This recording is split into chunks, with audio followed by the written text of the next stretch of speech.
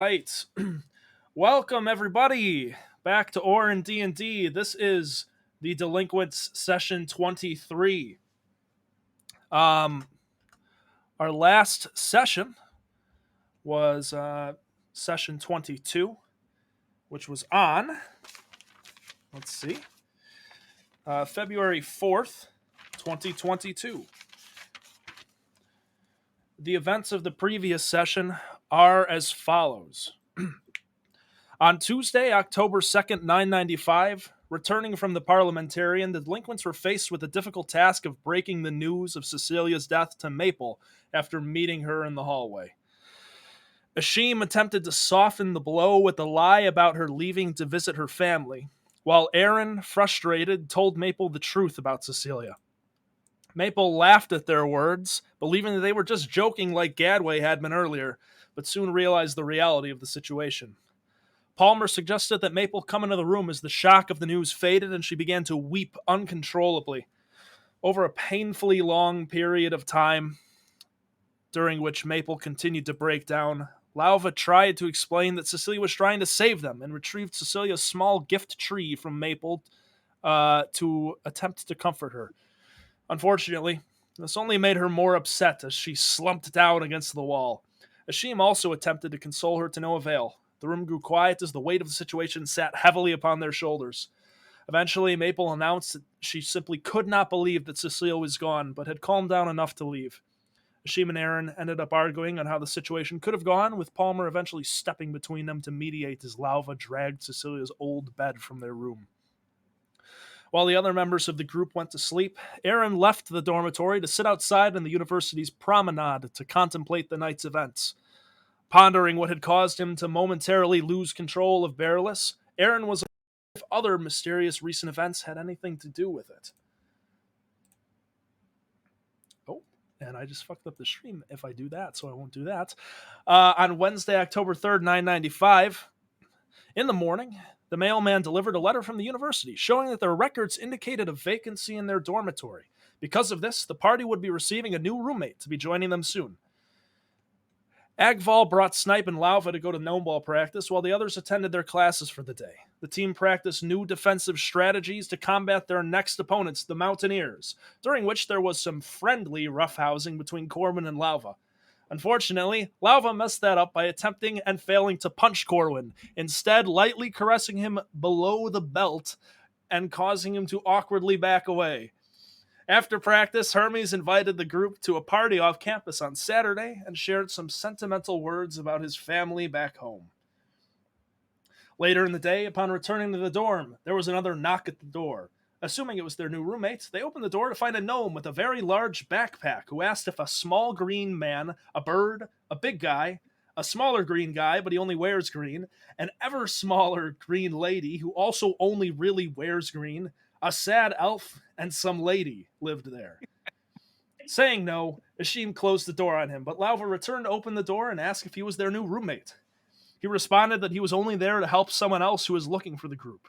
After a further conversation, Lauva peered over the gnome's shoulder to see that Gorn was the one looking for them, carefully peeking from behind the bathroom door at their room. Gorn motioned for Lauva to clear away from the doorway before slinking inside and toppling over Ashim. He then announced that he had been looking for where they lived for around 3 days, informing them that that after they woke up in that crumbling building, he immediately fled from the area, but as he was scaling down the mountain, he felt some unexplainable compulsion to return and search for them. Luckily, he was able to find them and asked if he could stay with them while he figured out what he needed to be there for. Upon questioning where Cecilia had gone, Gorn learned from the party that she had died, surprising them with his knowledge of her existence. And in a rare display of introspection and solemnity, Gorn expressed his condolences to the party and learned of the mysterious circumstances surrounding her death. The group discussed the possible connections between all the strange events as of late before finally retiring to bed, Gorn having taken Cecilia's old bed and bringing it into the other room to sleep. On Thursday, October 4th, 995. With Cecilia gone, Aaron and Ashim were left as the group's only magic-affiliated members and left in the morning to attend their Magic Fundamentals course. Noting the lack of activity in the halls and the empty classrooms of the typically busy department, The two discussed Hashim's father, Harkham, and if he had anything to do with the state of the building. Upon arriving at their classroom, they found a notice posted by Professor Farah stating that due to temporary department downsizing, the Magic Fundamentals course shall now be held in Lecture Hall 1 on the second floor. The two proceeded to find over a dozen unfamiliar students segregated from their usual classmates. They learned that the new students were members of Director Johnson's Intro to Magic course that had been meeting in this classroom. Hashim and the student briefly discussed the difference between rods and wands, noting their girth as the dividing line. Agval, Lauva, Palmer, and Snipe also left to attend their Intro to Magic course. They were overcome with a sense of deja vu as they gazed at the many cracks and blemishes in the walls, unable to relate the structural damage to any concrete memories, but wondering if it had something to do with the incident involving Director Johnson. Distracted by the sound of chatter from a nearby classroom, they entered to find several unfamiliar students segregated from their usual classmates. Amongst them were Hashim, Aaron, and Marcus Johnson. Before they could find a seat near them, a blue dragonborn woman zipped by them carrying an almost comically tall stack of tomes and parchments before perching herself at the front of the room. Introducing herself as Professor Farah, she explained that due to department downsizing because of their new director, she was required to take on the instruction of several more courses, which forced her to have to combine the Intro to Magic and Magic Fundamentals courses into one lecture with 2 sections. She apologized for the confusion, expressed that they would be getting things figured out as soon as possible regarding the staffing of the department.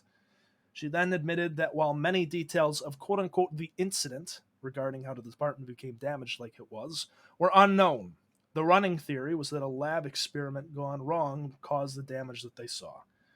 Let's see.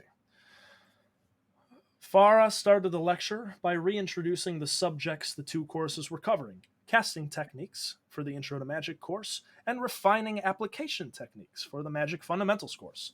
As the lecture went on, with Farah occasionally asking questions to both groups of students, almost all of which were answered correctly by the party in class, Palmer and Lauva discussed their impending meeting with Dello, while Marcus, Hashim, and Aaron discussed Cecilia, learning that Director Johnson was still living at home with Marcus, and that Marcus did, in fact, remember her. These conversations ultimately led to Palmer stating that he would go with whatever decision Lauva made, and that Marcus would meet with them very briefly after class so that they could explain what had happened. After class, the party and Marcus entered a nearby classroom and explained to Marcus some of the details of Cecilia's death, skirting around their involvement with Professor Halfpint's kidnapping and telling them that whoever had perpetrated that had also attacked them and killed Cecilia. They further explained how the world's memory of her had somehow been altered, hoping that his uncle had something to do with the mass amnesia, and worried that the same thing that happened to Cecilia may happen to them. Marcus quietly contemplated their words before characteristically deflecting his feelings and offhandedly mentioning that he would talk to Guybrush about it before he left. After Marcus left, Lauva mentioned that she and the other gnome ballers had been invited to a party off campus, prompting a long discussion on the group's understanding of what a party actually is. Each member shared their gross misconceptions regarding parties, with Hashim relating them to incredibly high-class galas and Aaron to a party of necromancers and an event where one sacrifices pigs. Balmer entered as the voice of reason, relating a time when he had witnessed a nobleman's party in Paradine and attempting to explain that it was probably a more casual event. Aaron further failed to relate to what a party actually was, describing his time back home where his kin would send out parties to kill. Lauva further relayed that the party was, quote, BYOB, prompting further horrific relations from Aaron on the use of an organ-removing tool of a similar name, and from Hashim on bird bones. Palmer suggested that they simply asked what it meant, before Lauva explained that it was probably similar to a festival. Learning that the party was on Saturday, they further discussed whether or not they would actually attend the party before they were politely asked by another magic student to leave the room so that he could use it. I won't read character quotes. Now, back at the dormitory, the group prepared to head to bed when they heard another knock upon the door, the 3rd time this week. Lava opened up to reveal a small, older gnomish woman standing at the door, wearing a white tunic and tan breeches and clutching a rolled parchment and a large bag. Around 4 feet tall, with shoulder length silver hair and straight cut bangs, big round blue eyes, and a wide smile across her face, she introduced herself as Mace, the group's new roommate. And that is where we ended last session.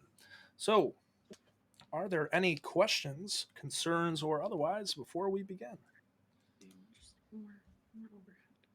Let's actually start this event in the Discord. Okay.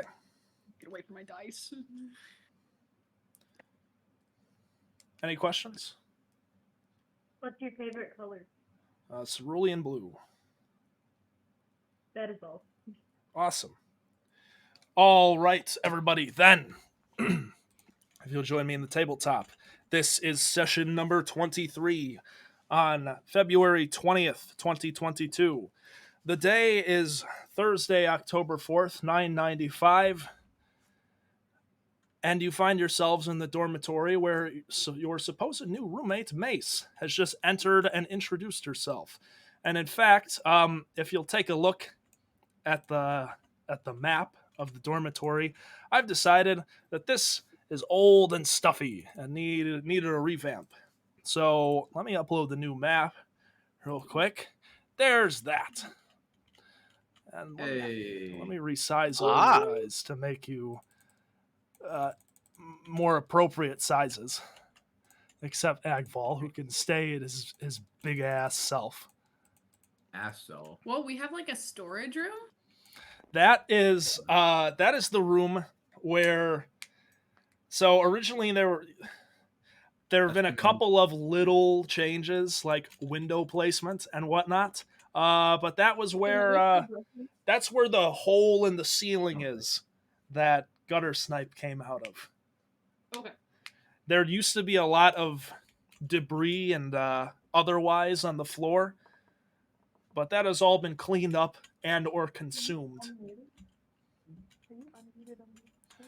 So anyways, yeah, like we came up here to get to the ceiling to fight the big bird. Yeah. The big bird. Who all's out in the front room? All right. Good question. So, you see the following. I will not bother describing them to you because you are familiar with these characters.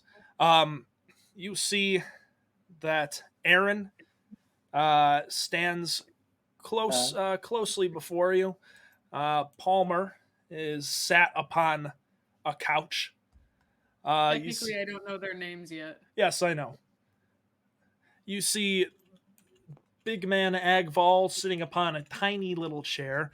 You see the strange bird creature sat in a bowl of, well, just junk and debris. It's the contents of the bowl are slightly shiny. And I just made an arrow, and I don't know why that's happening, and I don't want to do that. So anyways. How strange. You learn something new every time you play this. That is who you see. Click the middle. Oh, and you've just been kicked out. Goodbye. Happens. Who was just kicked So out? in the revamp, my pet bed is now a nest. Oh, good. And also, sorry. And then you see this woman before you who actually opened the door for you. I'm going to go up to her. Hi, I'm Mace. Hi. Hello. My name's Lava. Nice to meet you, Lava. Which of these two rooms is the girls' room? That one. All right. I don't know. I don't know my directions well, but that one. I'm gonna walk to whatever room she points to. While that conversation was happening, I was in the process, I remember this, of sprinting into the guy's room and trying to hide Gorn. Okay. Yeah, you so Mace, you walk across and kind of peer through this building that you found yourself in. It has certainly seen better days.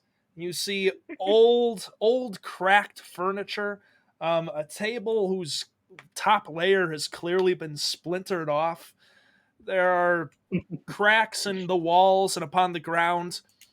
You carefully step over a large, tattered purple carpet, um, past a human man sitting on a very nice couch.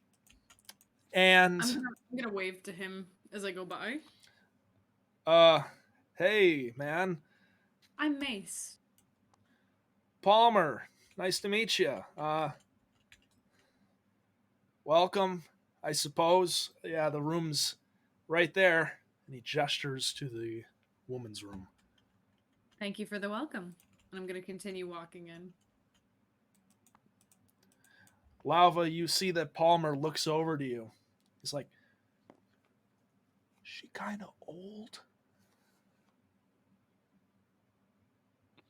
Like, oh, can you hear me? Sorry. Yes. Okay. That's what I was kind of thinking. Shouldn't she be living by herself? I don't know, man. Mace, you open the doorway and pass the threshold into the room. You see that there is a single bed, and heavy, dark scrape marks upon the ground where you presume a second one would or should have been. Immediately in front of you, there is also a dark, black burn scar upon the wooden floor, again of unknown source. And there's a small pile of random bits and bobs over by the site of the former bed. Okay. I'm going to set my backpack down and I'm going to set the scroll down and then I'm just going to follow the marks on the floor. Okay. Ishim. So I get to Goran. Did he wake up at this point, or is he like still just hanging out in bed?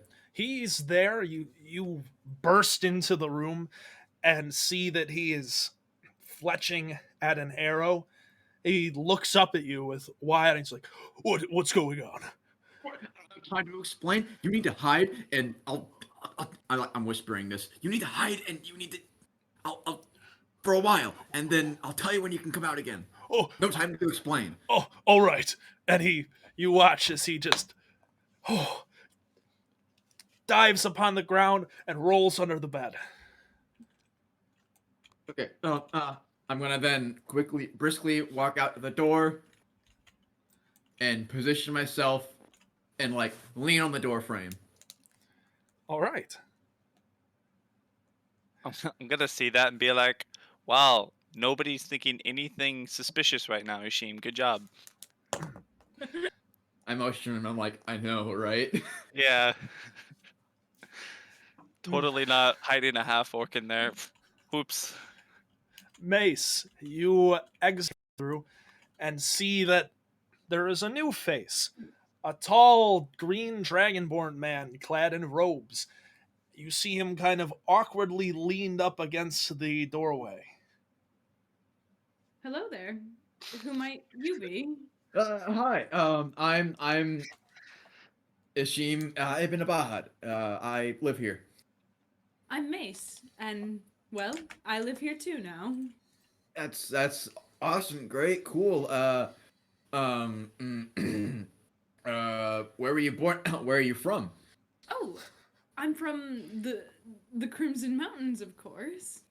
Oh, then you'll have a lot of contact with our friend who is not where I am, over in the front. His name's Gorn. He's away from where I'm standing. He's also from the Crimson Mountains. All right. Well,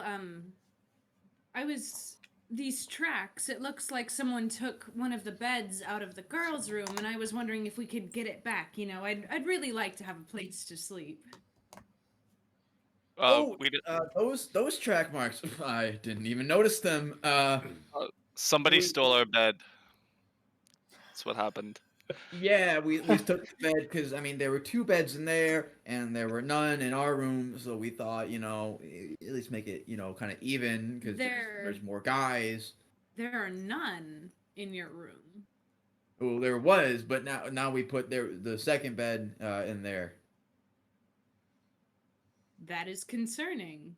And Well, you're lucky I even gave it to you. It's I mean I guess one of the trade-offs of the incredibly low tuition for a college like this. Yeah, not to mention the big bird when we first got here. oh, Yeah, it's not. We didn't fight it or anything. We just flew over there. I think it's a native species, the mythical Aviosaurus, and all right. That's very interesting. Yeah, And Ishim. I'm just gonna slowly kind of like shuffle off deeper into the room where everybody else is. Okay. I look to Palmer as she has her back turned to me, and I just give him 2 finger guns, like yes, I did. Oh, God. He looks at you.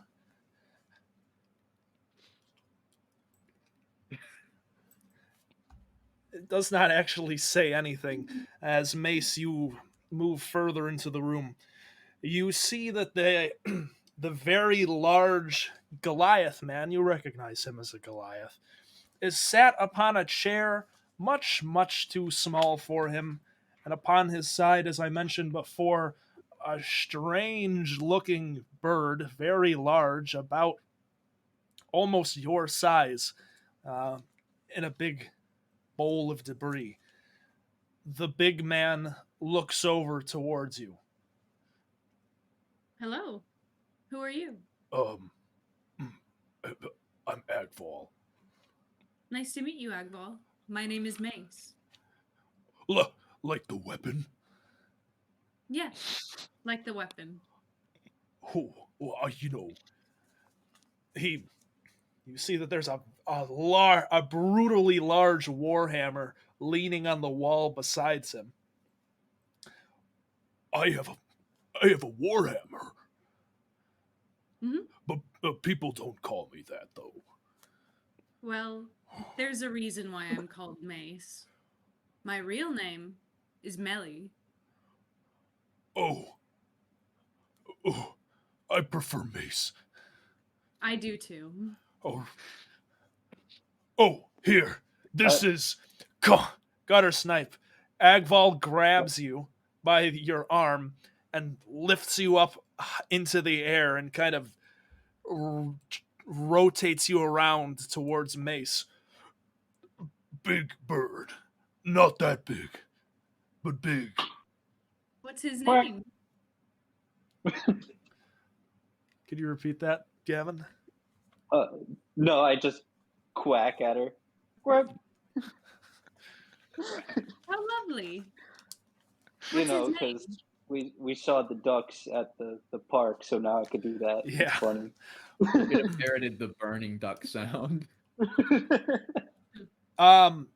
You hear the human man Palmer behind you.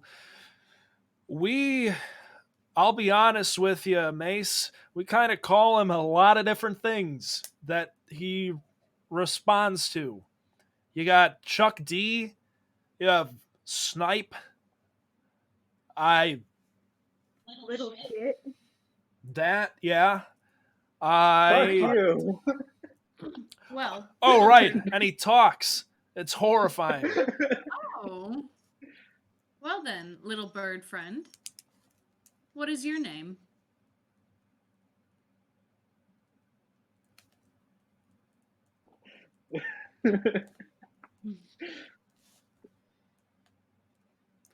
not not gonna respond.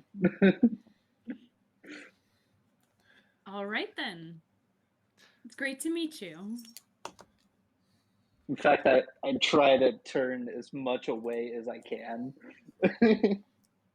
Right. I like to like inconspicuously go over to Ishim while all of this is going on and go to him and be like, do Do you honestly think that she would care if Gorn were here? And I'm speaking very low, like a hush. Sure. Well, I mean, he's not technically a registered student here, and I don't know what kind of person Mace is. She could snitch on us, with Gorn Well, what about if like they having a non-student live here. I mean, we have a big ass bird living here. Do you think they'd really care? But he's like our emotional support pet, It's To He be wasn't fair, the before. university did let me know that there was a registered support animal here before I came here. see, point exactly. But it's not like that's all. That's the only strange non-student thing living here in this college, right, Aaron? Exactly. It's just us. Whoever's in this room.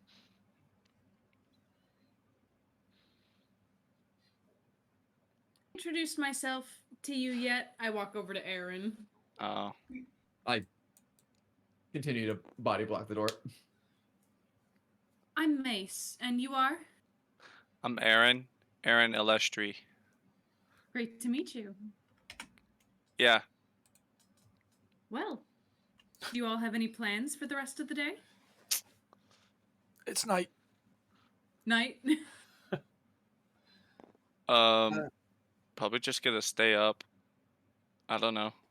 I mean, eventually, we gotta sleep in our own rooms, and we definitely never go into the other roommates' rooms. We never do Yeah. that. But Yeah, eventually, we never. do go to sleep. Can I tell that they're hiding something from me? Not like I'm doing a great job. You can in so let's set a precedent now for any just use your best judgment on things when it comes to party interaction. When it comes to physical contests, we'll actually roll. Okay. I don't believe. I don't need to know that. I don't need to know that. Well, did you just transfer to the university, Mace, or did you just start? Well, I just transferred, yes.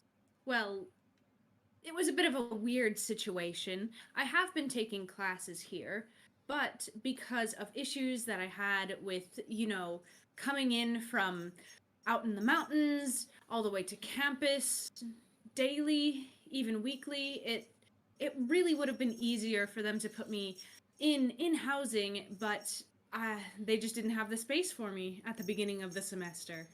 Mm, Wow. Yeah, it seems like they never really have enough space. So, Yeah. yeah. Well, The, I the, can tell you the, I'm thrilled to be here. hold on. 1, 2, 3, 4, 5, 6, 7. Are you They have. like us? Yes, this is my first year at college. Ah. What's your focus of study? Oh, well, I'm just really here for the practical studies. Really just here to learn. And I'm sure, as you may have noticed, I'm a little bit on the well-aged side. So, Oh, don't worry. I mean, that's okay. I mean, this geezer right here, I point to Aaron. He's like 100 years old. Uh, really? excuse me. I'm 80, and I look 80. All right. Rounding up, that's 100. Rude. Hold You on, know, man. you- You're 80? You Yeah, hear Palmer. Palmer I'm exclaim? 80. Oh, Well, no need to worry, Aaron. If we're rounding up, I'm 150. Yeah. See, she doesn't. She, she doesn't even look like. I'm assuming that Mace is a woman. She doesn't even. She doesn't even look like she's like 20. So in human years, that is. Thank you. How kind. I'm clearly like just patronizing her. I'm not. That's not actually Aaron. He's just being a You don't nice need to guy. say that. Express that. yeah, you don't actually look young. Don't worry. Exactly. Exactly. He's just being a dude. um, you're 80, man. I'm sorry. I'm still not over that. I guess elves are different, right? Well, I kind of look at my hands. Well, yeah. Well, I get that, man. I'm saying, all right, listen, full disclosure, all right? You're kind of the first elf I've ever met. Oh, You're really like the only elf I've ever. I guess we have one professor, He's an elf. and that's it. I don't think anybody's. Have you seen an elf, Lava? No. No. Yeah, I don't. First time I've seen anybody. Have any of you guys ever seen an elf before? I mean, there's the occasional elf of the high variety that spent some time in the Caliphate at Erethal. Oh, I've seen many an elf, but that's probably because of my age.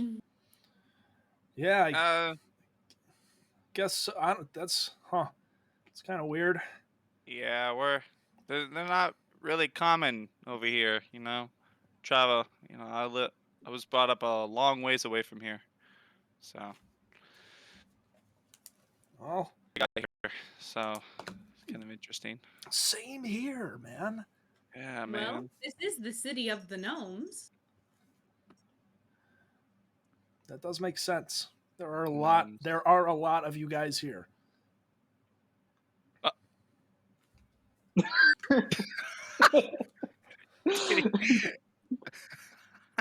What? I mean, what do you mean? He like literally. I get there. What parody? And there are a lot of humans. That's how it is. Are you from Paradine, Palmer? Uh yeah, yeah, I am. Um, it's. I mean, yeah. That's all I got to say about it. I guess is yes. Um, it's a nice place. I guess it's not. It's not bad. Kind of crazy that I even made it here. If we're being honest, that's No, a absolutely. that's a whole tale, though. I haven't told you Tell me guys about about that, have I? No, No. I don't believe so. Oh man, I gotta. Oh shit, I gotta tell you guys about that sometime. I guess. I would love to know how you made it all the way from Paradine to here in one piece. Yeah, that'd be a great story, and you could definitely talk about it like in the place where we have conversation, like the kitchen. Well, I mean, we're already in the living room, Ishim. We can have conversations here. I shoot him a glare of both fear and I'm not even facing you, so I don't see it. Aaron's like over here like this. Exactly. Um, Palmer looks around. He's like, "Oh, he." I might make it think with how old she is. What'd you say? Sorry. She might like a see with how old she is. Okay. Well, can I have? Sorry, not to interrupt. Gavin or Jen, can I have you guys mute when the other's not speaking? Thank you. Anyways, Dell, you were gonna say. Oh, I'm all right to stand. Don't worry about me. I'm quite fit for my age. Yeah. Same. All right. Well, shit, man. Yeah, I'll tell you guys about it later. I'm still wrapping my head around a lot of stuff. I think I'm a bit too mixed up to tell a good story. It's been a long week. Tell me about it, man. Jeez. Hmm.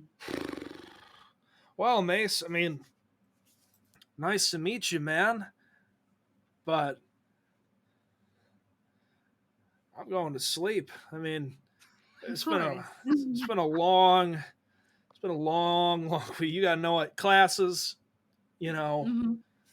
stuff like that. So No, I understand. Please. yeah, Ashim, he comes up to you, I like create an arch in my arms that will be barely able to accommodate him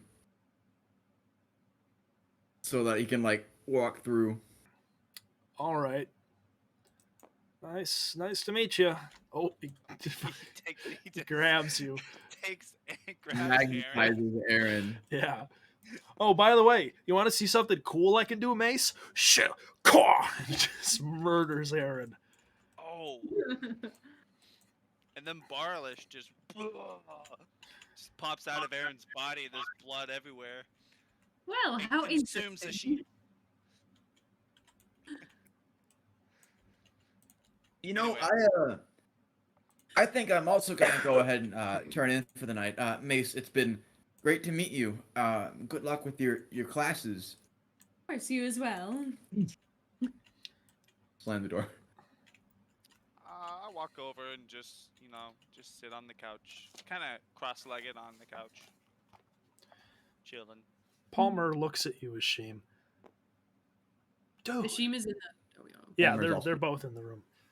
He looks at you. Dude. What? What was that, man?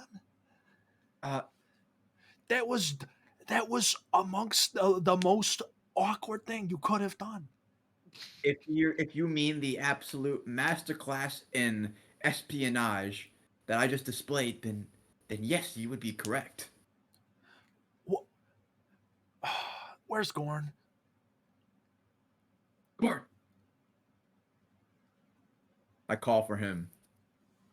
You will hear from above you. What? Is it safe? You look. You see that he's driven two pythons into the walls up high, and he's kind of hung himself in the corner to avoid being seen. Oh, himself. Ashim, I've spent a lot of my life hiding from things, all right? The bed was a bad idea. What? You picked it. I just did the hide. I know that. I'm saying I came up with a better idea is all. I'm not like I'm what's the A word? Advertising you, you know? Gord, you did a fantastic job. I think she's completely clueless that we're hiding anything whatsoever. By the way, we have a new roommate. You might need to hide a lot. Oh man. Oh. But I mean, I think you're okay right now. The door's closed, so it's not like she could open the door and walk in or anything. The rest of you hear muffled conversation from behind the door. Can I tell that there's a third voice? Roll insight. Oh, that is a nat 1. Oh, No, you absolutely cannot. Unfortunately,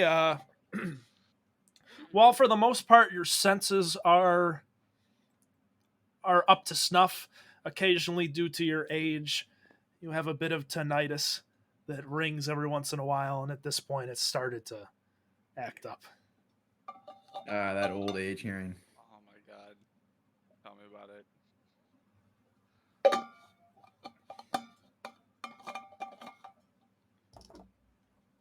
Okay, well, I guess you're sleeping with me, so you know. I might as well go unpack. Yeah. Don't touch the stuff in the corner, please. Okay.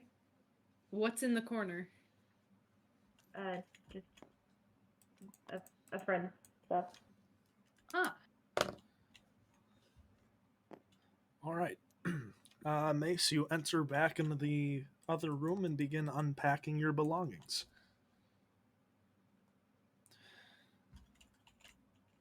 I look at Agval and I'm like, well, she seems nice. Oh, she's named after a weapon. Yeah, She's great. we should start calling you Warhammer. Oh, I would love that. All right, Warhammer, you got it.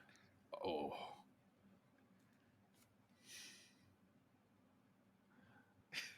Who's Warhammer?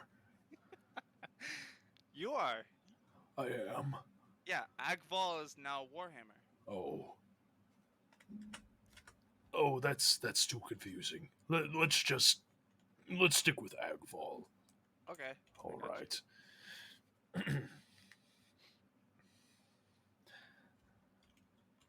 three of you are standing around awkwardly inside of the main room of the dormitory. You head back into the other room, Lava.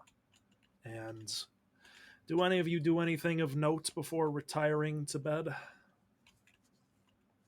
Can I tell what is in the pile of Cecilia's things? Or the pile of things in the corner?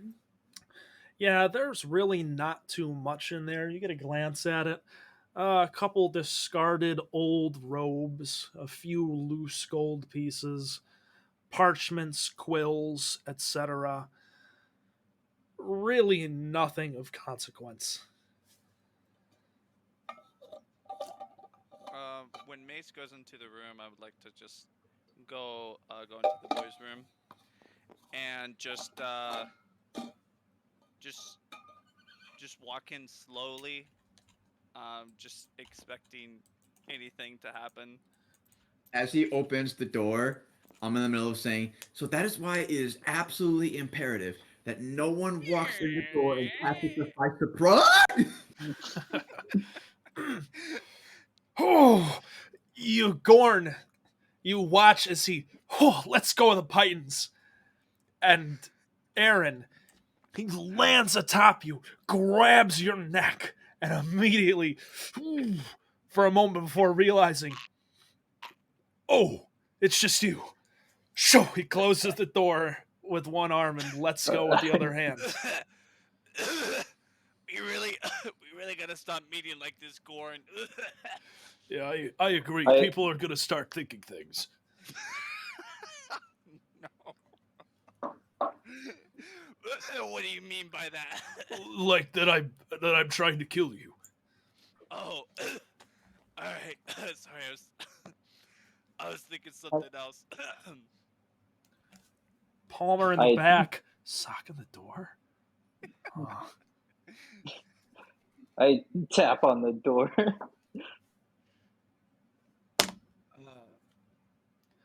Who is it? Gorn I'm on the floor. Gorn leaps back up and grabs the Titans again. What's up, Chuck Aaron? D. Oh, it's Chuck D. I'm gonna briefly open the door, snatch him, and bring him in. Okay. Hey, Chuck D, what's up? Dude. Mm. Sorry, I just gotta know. Do I notice Gorn? What's your passive perception?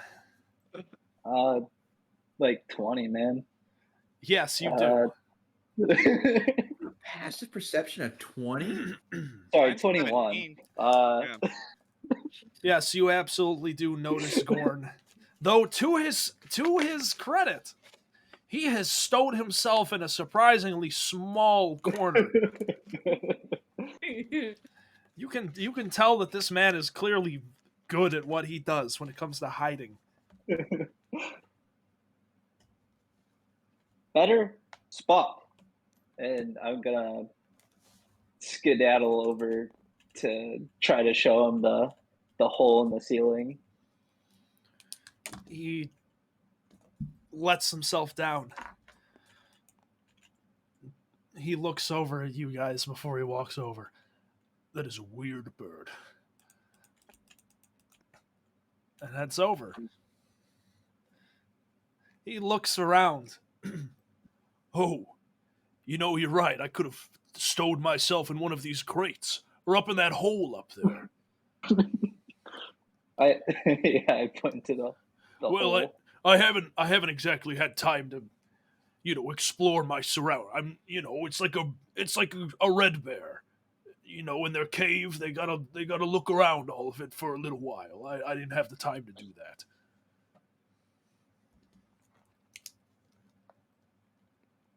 I'd just give him a confused look. Whatever. Thanks, bird. Thanks, Gorn. And I'm gonna walk away. All right. I'm gonna kind of motion motion for all the guys in the room and be like, so it's clear that we need to make sure that like there needs to be like a secret knock for the door to let people know whether or not it's safe for Gorin to be out or not. Um, I'm thinking something that's easy enough for even someone like Gorin to understand, but complicated enough that it does require some familiarity. Um, obviously, all of you are familiar with a multimeter iometer, right? So I'm thinking something of about 20 seconds in length. Um, You watch as Palmer just goes duck, duck, duck, duck, duck on the wall. How about that? it's perfect. Yes. Yeah, that's pretty good. Yeah. I was thinking something a little bit longer with maybe some varying pitches and height levels in the No, doors. it's good. Ishim, it's good. I like Yeah, it. I think it's a totally. I knock on the door. Duh, duh, duh, duh, duh. Yeah, it works for me. Was that what it was? I thought it was an extra one in the beginning. No, that's right. Yeah, it's 3 pause 1, right? Yeah. 4 pause 1. Oh, okay. I only heard 3. So Yeah, I think that'll be fine. Immediately fucks it up. Yeah, it's good. Can I actually fuck it up? Yeah, you fuck it up. And Palmer's like, no, man, it's 4 and then 1. Oh. Dude, duck, duck, duck, duck, duck. Oh, okay. Quack. Duh, duh, duh, duh, duh, duh. Right? Yeah. You did 5 that time. We'll workshop it. Okay, it'll take some practice. You know what, man? Yeah. No, go No. ahead, Ashim. You're right. We'll workshop it. I think 4+1 is fine for now. Akval doesn't use this room, does he? Technically he does, but he's been content to sit in his chair the last few days. I think we'll know if it's Agval, right? I mean, we'll hear the him. What do you mean by that, Ishim? I mean, Agvol. Big. well put. Hey, well that's not fair. I mean, I'm big too. What if it's me? But Well, you're it's not leaving this for the room, purpose Warren. of you to understand the knock. You can't look out for yourself. We don't trust you. What do you That's pretty fucked up, Ashim. I'm not gonna lie. Ishim, that was rude. You can't be on the other side of the door and be in the room at the same time. Well, I understand that, but I'm gonna have to leave the room eventually. Yeah, he has to do his orc What? business. Am I gonna go through the window? I mean, like, look. He goes over. I mean, oh right, yeah, glass. Um, I don't even know how does it even open at all? I mean, it doesn't look like I could open it, but you probably not the way you want me to. I went to open it for him. It doesn't open. Actually, Damn. it's Oh. just a solid pane window. Well, I mean, you could open it your way, and then I could, immediately fix it once it's open. And you're fairly, familiar with the exiting through window strategy.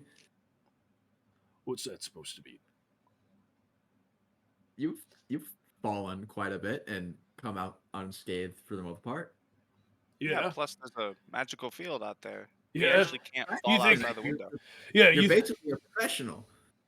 yeah. You think you'd be the same if you fell out this window? I No, don't think. that's what I'm saying because you've done it so much. You're obviously much better and more equipped than I am. Yeah, that's what I'm saying. Maybe you should practice sometime. Yeah, Ishim, practice. Practice falling out of windows. I've got one practice under my belt so All far. right, fine. What? Please. Listen, Oh. we'll talk about this later. That was. How do you do that? And whatever. And anyways, I'm going to sleep. If if whoever comes in and they're not supposed to know I'm there, just I'll take care of them. Well, Uh, don't kill them, Ishim or Gorn. I'm not gonna kill him. If someone comes in, I would prefer you just hide and not let them see you. Oh, what rather am I? than- Am I gonna hide under their covers? They're gonna see me. I mean, it's gonna look like. I mean, it's gonna look like this. It's gonna look like bed, and then feet, and then bed, and then me, the rest of me, and my head. You know, a sheep. I'll just I mean, no. Hold on. No, hold dumb on. green Listen, man. I'll just turn you invisible. How about that? You what? Yeah, I'll make you invisible. Like this. I'm gonna go over to him and I'm gonna cast invisibility. Oh no. You do so. You feel invisible pair of hands wrap around your throat. What did you do to me? Does that break my concentration? I feel like it does. Yeah, it does. Okay. I turn. He lets go of you. I don't like that. Don't do that to me again. But you were hidden. Nobody. I didn't even see that. Yeah, I know. I didn't even see it. All right. Do you know what that does? But that's the point. That was horrifying. All right, I'm going to bed. All right. Okay. I'm going to sleep, and that's that. All right. Good night. You're not going. He flumps down into the bed. Puts the covers Do I over have, like- himself. Do I have like hickeys on my neck right now? Yeah, you have marks on your neck. If suction cups on his That's why fingers or something. I don't have another word of saying it. But I mean, if it's okay, so a bruise on your neck is a hickey, specifically on your neck. Okay, it doesn't matter how you got the bruise; it's still a bruise, so it's a hickey What? because it's on your neck. Fucking cum brain. Yeah, exactly. Aaron got turned on by Gordon choking him. That's what Right. happened. Jesus. Wow. You Aaron, you got a bit of spot on your pants. Oh, I seem to have soiled myself when he choked me. I'm gonna leave. you see you watch you start heading out of the door and you watch Ashim, you look and you see Gorn put the covers all the way over himself and he's clearly visible and you hear a muffled, "Oh, can you see me, Ashim?"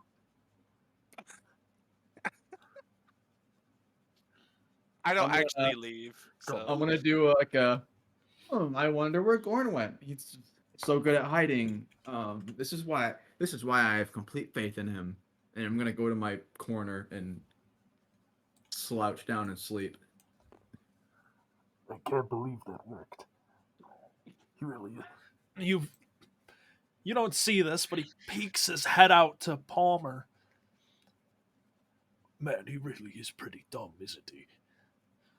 Palmer just looks at him like, yeah, man. Yeah. I'm going to the couch.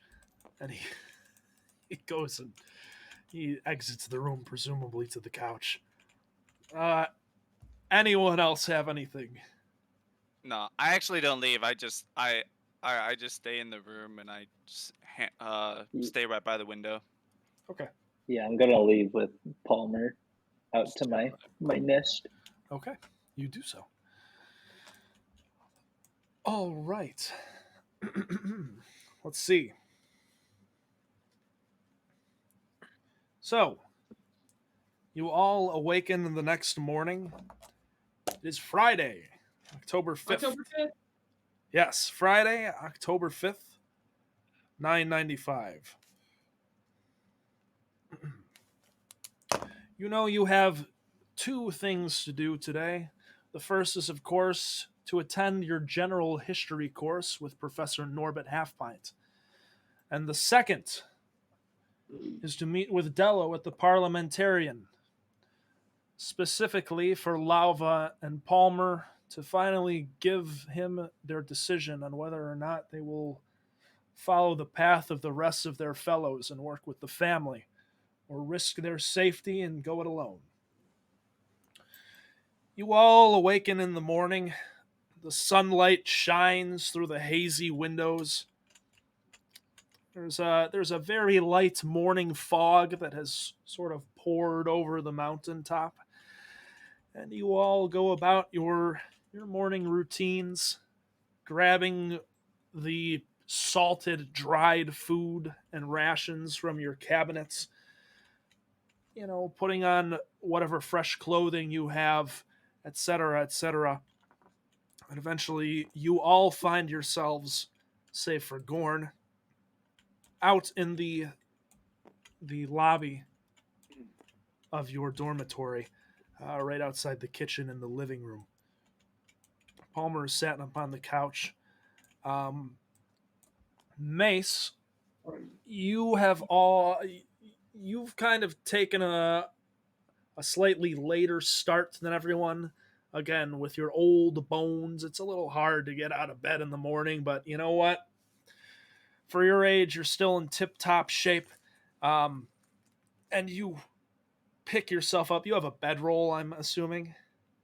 Yeah. Okay. You pick yourself up out of your bedroll and you hear the commotion from the other side of the door. It sounds like the rest of the occupants of the dormitory have found themselves outside. All right, I'm gonna go join them. Okay. All right. You walk out through the door to interrupt the conversation.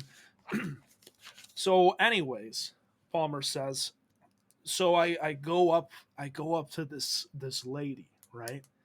And this is after all the pies have fallen off the windowsill. And my buddies, Making me stayed up on there for so long. I know, right? And That- my That's so buddies, many pies. yeah, I felt terrible. My buddy didn't though. Down an alleyway immediately as the pies hit the ground. And so this lady walks up to me, and I'm thinking, oh, triad above, grant me strength. Oh, and oh shit. Good morning, Mace. Good morning. Please continue with your story. Oh, it's nothing special. Anyways, But I so wanted to know what happened to the grizzly bear. Dude, I really need to know. oh, well, Sheem, I'm sorry, man. I made up the part about the bear. Ah, Yeah. Anyways, she just gave me the browbeating of the century. It was bad, bad news. Um, I got out of there as soon as I could. Um, good times. yeah. Good Especially since you times. didn't kill anybody. That's impressive. Yeah, I didn't. What? Anyways. Oh shit. He looks outside through the window. Um. Yo, we have Oh man, we got that today. Norbert's class, Professor Halfpint. Sorry, not really on a Oh. first name basis with him. You all are in that as well. It's one of the general education courses, yeah. Well, wonderful. We can all go together. Is everyone ready? Yeah. Ready as I'll ever be, man. Yeah. Had my fill of onions, pickled onions. Great. Agfall. He looks over. Good morning, club. Sorry, Mace. Good morning, Agval. Yeah, it's good morning. All right, let's go learn about things that already happened. Oh. He's he starts heading towards the door. Yeah, man, I guess. Palmer looks over to you, Mace. Don't mind him. He has a way with words, I can tell. with very few words. Yeah. All right. Akbal, you've been taking notes for this week's exam, right? This what? There's eggs and ham. Great. And he walks through the doorway. I run out in front of him because you forgot, and I'm gonna raise my arms up, uppies. Oh, right. Sorry. Ooh, he grabs you, his big bear mitts, and hoists you up and puts you on his shoulders like a little toddler. At least what you know about toddlers, whatever those are. All right. So, you all gather into your group and head down campus if you'll join me at the university map. Oh, we've lost a camera for a minute, but that's okay. We'll get that back soon. You all head down the stairs and exit your dormitory and down the path towards the Department of Practical Studies. At this point in the day, well, it's still early morning, but the fog has begun to clear as droves of students begin to make their way to and from their courses and to and from their dormitories. You pass through the threshold of the Department of Magical Studies, Practical Studies, and after a time, you find yourselves all sat down near each other in Norbit's lecture hall to attend his lecture on general history for the day. So, you all take a seat. Nothing seems quite amiss as Professor Halfpint enters through the doors carrying his characteristic leather satchel, his big hat upon his head, and a bag of something else in the other hand. Oh, good morning, everyone. Good morning. He tippy taps over to the front of the classroom, places his things upon the desk, and begins taking out various writing implements, tomes, and whatnot. Let's see. All right. So, today's topic is on the elves of the Forest of Eternal Spring. Well, where should I begin? This is kind of a tricky topic to talk about. You see, there's very little actual recorded history about the elves. Uh, you may not know this, but the university itself was only founded in the year 937. So any of our historical records from before that time have had to have been scavenged after the fact. Now we've done quite a good job of it, but there's a lot of things that happen in the world, as you know, and we've only scratched the surface. So the elves, they've always been a very secretive people. But it is common knowledge, of course, that their society is based around the worship of Terra and the protection of the Forest of Eternal Spring, also known as the Great Forest by some. Um, it's said that this forest is supposed to be an extension of the goddess herself. A long time ago, about 5 or 6 years, upon doing some research, Emerson Lake and we learned, actually, from some of the Elven members of our faculty, that there is, in fact, next to no written history of the elves. And I don't mean that nobody else has taken it, I mean that neither do they. Instead, their society has members whose title is amanuensis, and it's their sole job to act as a source of knowledge on the affairs of their people and their society. Apparently, these people they train their entire lives to absorb the knowledge of these people. Or sorry, excuse me. He does stumble over those words, and what was I saying? Right, amanuensis. Anyways, these people are kind of like walking history books, and apparently, elves are selected, very young ones, to train with these existing people, to absorb their knowledge, and then later assume the role themselves. It's very possible that there have probably only been less than 4 generations of these people ever. It's a very, very exciting time. We could almost get back to the start, but unfortunately, we've never been able to make any contact with them. Unfortunately, while that is very interesting, it means that most elves really know very little about their actual history, and unfortunately, they can't provide much. It's probably intentional given how secretive they are, though. Any questions so far? All right. Well, let's see. He continues speaking for a time, stumbling over his words a couple of times, but catching himself.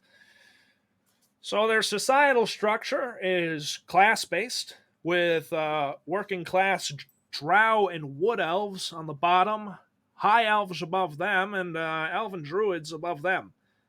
How exactly they're subdivided is a pretty tricky subject, but supposedly the druids are led by the mythical moon elves.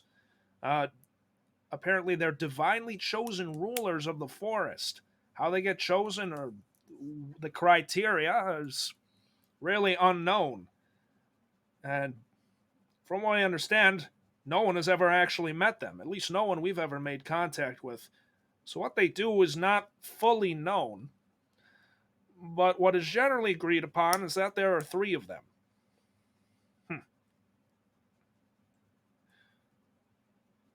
What we do know of their government is that it's arranged into a structure, a group called the Dominion.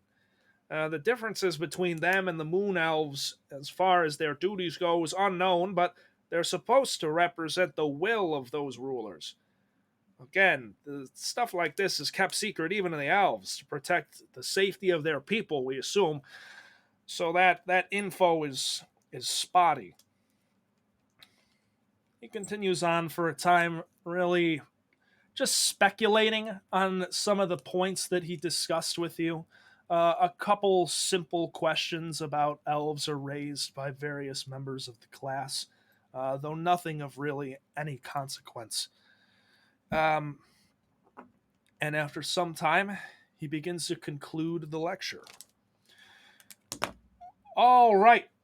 And what time is it? Let's see. He glances over at a clock upon the wall. Oh, all right. Looks like we're done for today. Uh, Remember, there's an exam next week on Friday. Make sure you're preparing for that. Oh, if there are any members of the adventuring club present here, could you please stay after class? I have an announcement that I'd like to share with all of you. I elbow Gutter Snot like, oh, that's us.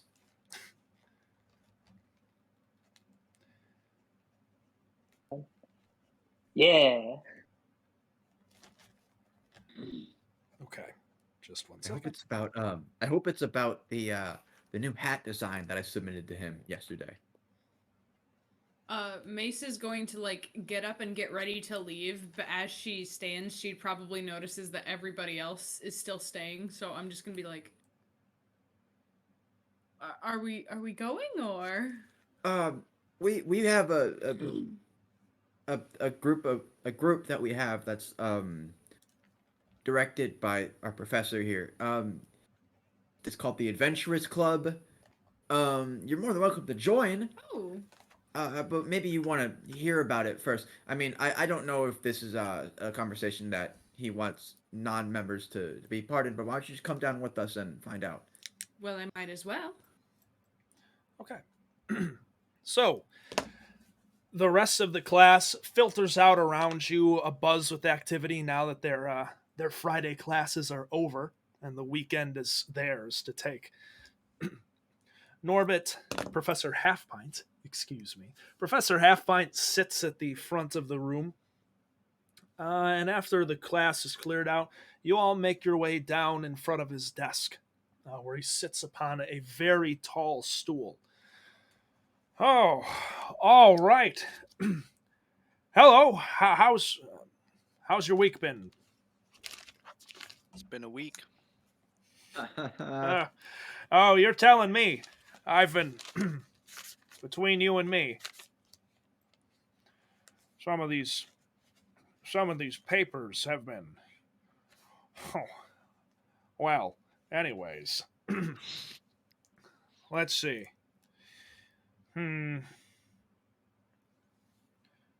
All right, we've got Agval. Professor, Yeah, Ishim. before you go on, I want to introduce you to a new classmate of ours. Her name is Mace. I don't know if she's allowed to be part of this conversation or not. Oh, well, Miss Mace, was it? Are you a Yes. prospective member of this club? Well, I guess so. Well, then you are absolutely invited to attend. Amazing. Great. Amazing, even. Oh my. Oh God. Anyways, let's see. We got, well, that's Mace.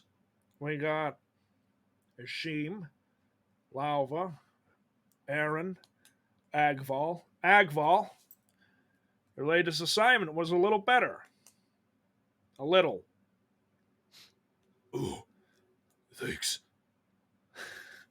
And you got your support animal with you. Mr. Palmer, top marks as usual. Thanks, man. And, let's see. Man. Oh, well. Huh. I see that Maple and Cecilia skipped class today, huh? Well, you know, I've I'm not that much older than you guys, but I feel a little bit of a disconnect between the two of you. But I say, young love it blossoms in the most unpredictable of places. All right. Anyways, so Uh, where's Marcus? oh Isn't Mr. Marcus. Well, if you recall, not everyone attends this timed lecture. I'll be posting something out on the doorway tonight.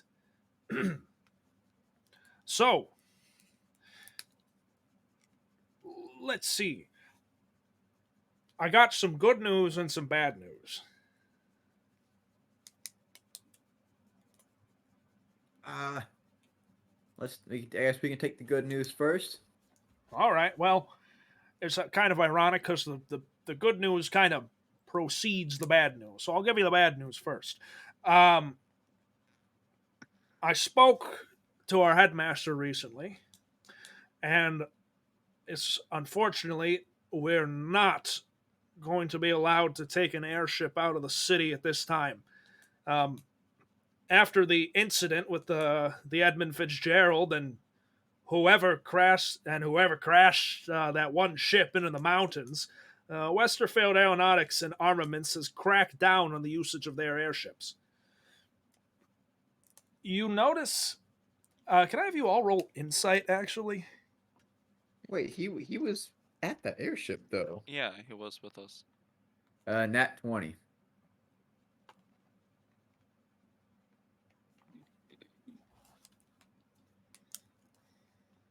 I'll put mine in the chat.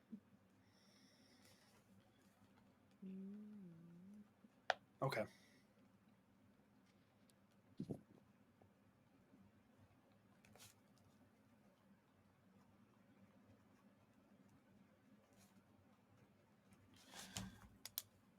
Let's see. The delinquents.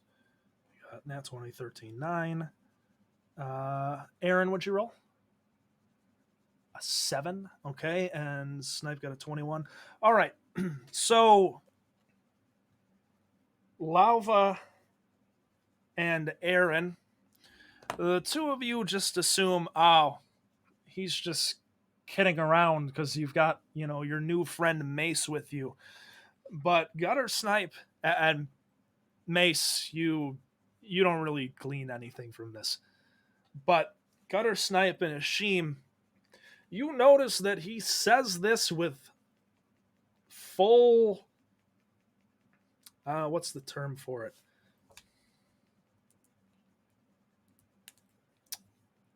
Sincerity. With full sincerity, with full clarity, that he says, "Oh, and whoever was involved with that." Uh, Professor, you don't remember who was involved with that crash? Well, I know that somebody ended up getting kidnapped. The poor sod. You know, if it was me there, I bet things would have gone a bit differently. You see. What? I You're positive. I looked to Lauva, and I'm like, I mouthed to her like, "What do we do?"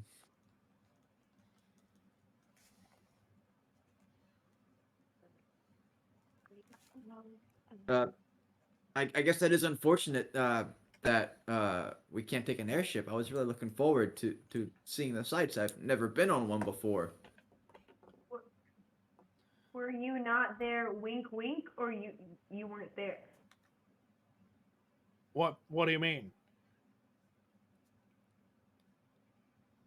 We Uh-huh. we went there for extra credit. You weren't there? Oh. Oh. Oh, right. I was. Oh, right. I was there, and you were there too, and all that other jazz. Sorry, and all that other naz. Huh. I don't know how. He rubs the top of his head. He lifts his hat and kind of rubs the top of his head. Huh, I don't know. I don't know how that slipped my mind. You remember that you were the one that was kidnapped. Yeah, no, I remember now. Gee, man. I mean, well, I made the joke about not being much older than you, but I guess, I guess I was wrong. Well, anyways, so regardless, that's the bad news. We're not going to be able to take an airship outside of the city, but I have had a few people come to me and express interest in the club. It seems like, and you know what they mentioned? They mentioned the Flyers. So great job on that. Yeah, I got some people. I'm See, I working. told you it was the hats. It was the Mark 1 of the hats that really got them in the Flyers. Professor, have you had time to consider the update to the hats that I proposed to you yesterday? Oh, right, the hats. Well, I was thinking, they're good. They're really good. But I was thinking something, maybe a little more, when he. I cut him off as he's explaining it, and I'm like, Professor, what's the point of worrying about the hats if we're actually not going to go on a adventure with the Adventures Club? Well, hey, don't be so quick to. Um, he looks away for a second. Don't be so quick to discredit it. I'm working with the headmaster right now on figuring out a good field trip location for us within the city limits. Maybe it won't be a big a dig or anything, and it was never really going to be a huge thing. We need to get approval, all sorts of approval from the university, and we'd have to go on something archaeological. We'd have to. Well, trust me, it's a whole process, but we Could are. scale cliffs. Yeah, we're not. Unfortunately, we're not going to be able to scale the cliffs either. Um, I haven't heard of anybody who's ever climbed these ones and lived. No, never. Yeah. Love to meet somebody like that, though. I mean, the only way to get up is, well, you got an airship or you got the lifts, or, well, I suppose you got the rails. We're getting off topic. Well, I'm working with the headmaster right now. We've narrowed it down to a few possible locations. I won't spoil anything for you, but I got my eye on one that I'm thinking it'll be a good little glimpse into the history of our beautiful city, and I think it'll be a fun something that maybe none of you have ever done. So, What is oh well, I can't tell all my secrets, and also I don't want to tell you something and then have the headmaster say we can't do it and disappoint you. You know. Well, at least tell me what you're thinking. I'd really like to see what the aspirations of this group are. Roll persuasion. Oh, that's not good. That's 2. 2. Okay. He looks at you. Well, Miss Mace, I can assure you it'll be a good time. All right. Ugh. Anyways, so Monday, Monday in class, and I'll post a flyer. I'll make sure it gets spread around the department, and word of mouth, of course. Tell your friends who are involved. I think we'll have it all squared away by Monday. We can start planning for it.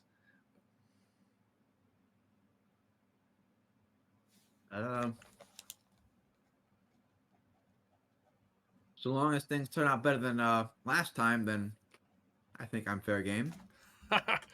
Yeah, well, I hope so too, honestly, but I'm sure it will. I mean, again, we won't be on an airship, so that can't crash.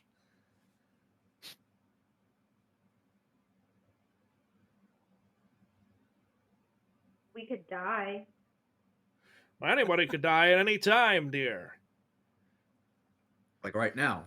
No. Like this, for example. And he pulls out a fucking double barrel and blasts Aaron.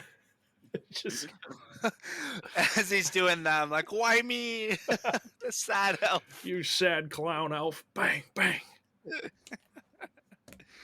No, he'd probably old Yeller gutter snipe. Oh. Take him out to the back of the Department of Practical Studies. Yeah, Uh, he's going up to the aviary in the sky. turn the tables with my own gat. Oh, yeah, you have a gun.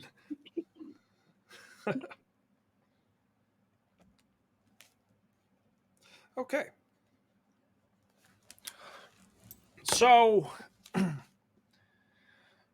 anyways, hey, make sure you're studying. I've I think the work that Agbal and I have together with note taking, I think it's been making a lot of progress. He's been, like you said, he's doing a little bit better. Right, Keep yeah. up the work. I'm taking. She even taught me how to take notes. I mean, we're still dealing with just pictures, but we'll get to words eventually. Well, you know what? The first maps were nothing more than pictures, so I think you're in a good spot, kids. All right. All map pictures? Oh, whatever. Get out of here. Go on. Enjoy your Friday.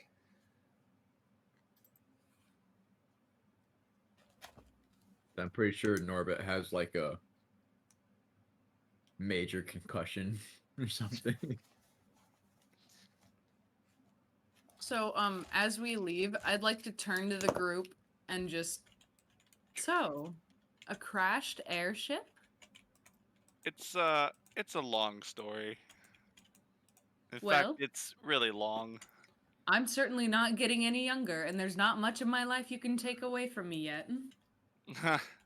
Jesus.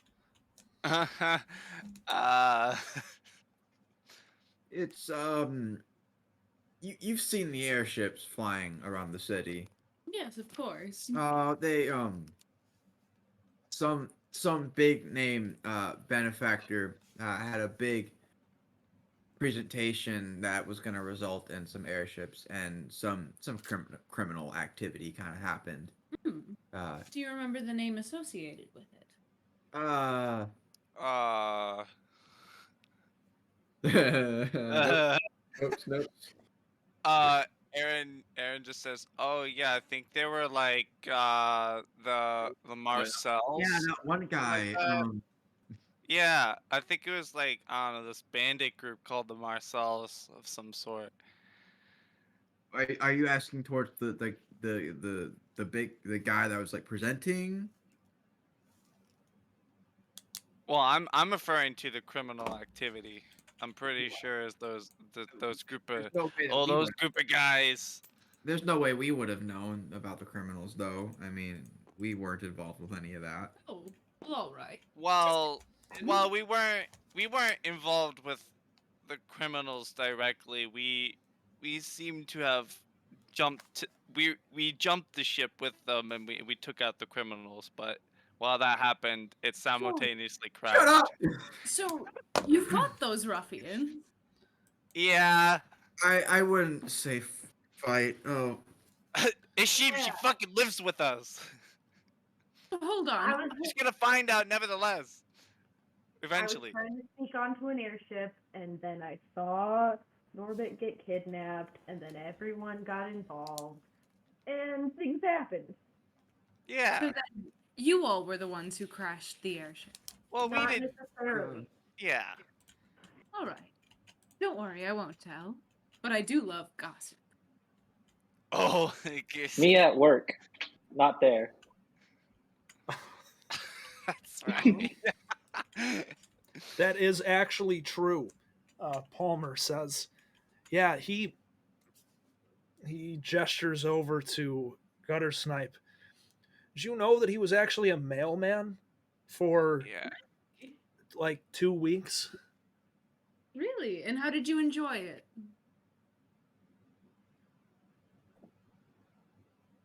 Foreman, nice. Well, I'm glad. Crazy stuff. It's a weird city, man. Of course. say, isn't it getting close to that time where we need to talk to our our mutual friend? I believe so. Yeah, you're right. Yeah, shit, man. I was hoping we could just keep talking instead. Yeah, Well, I Sheem guess doesn't- so.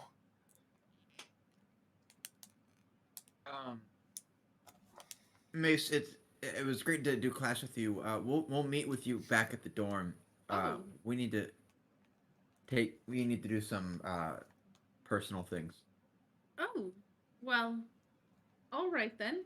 Are all of you going? Yeah. Ah. All right. Well, I mean, I you're understand. welcome to come along if you want, but that's up to you. Well, it seems that a couple members of the Lava, I group, said it's up to her. it seems that a couple members of the group are rather uncomfortable with that happening. I understand. It's not a you thing. It's It's just a you something that we'd rather not pass around. You know. Is it a disease? Is You know what? I It's a disease. Palmer jumps in. Ashim, man, listen, she's gonna find out eventually. Full disclosure, Ashim has this scale thing going on, and he's been trying to. Well, we found a doctor in the clock tower market, like a healer. Doctor's Oh. still a weird word for me. And we've just been kind of taking him there to get it checked out. And don't look at me like that, man. It's better that you're just transparent with it. You know what I'm saying? So that's what we were gonna do, and it's really Well- he's been having us check it out, and it's just we're kind of too deep. We're kind of too deep into it to back out. Lauva and I have seen it a little less, but we're gonna go just in case. Of course. Well, if we're all going to go to the clock tower district, I do have some shopping that I would like to get done. Then we can What a coincidence. off there then. All right. Wonderful. All right, give me just 1 second. About Dude, I do have to say, I have been playing Oblivion a lot recently, and a lot of our conversations are like that in Oblivion, and it's so good. I'm sorry, it keeps popping in my head. Our conversation Hello. in Oblivion, when you talk, it goes new. You. Somebody took the rats out. yeah, hold on. Have you heard of the High Elves? All right. On that note, I do have to use the restroom. I'll be right back. Okay, that's fine. We'll take a few minutes and return.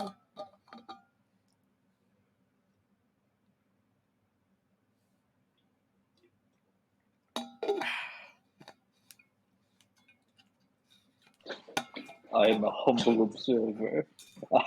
Nothing Disease. falls outside of my watchful gaze. Sorry, Ashim.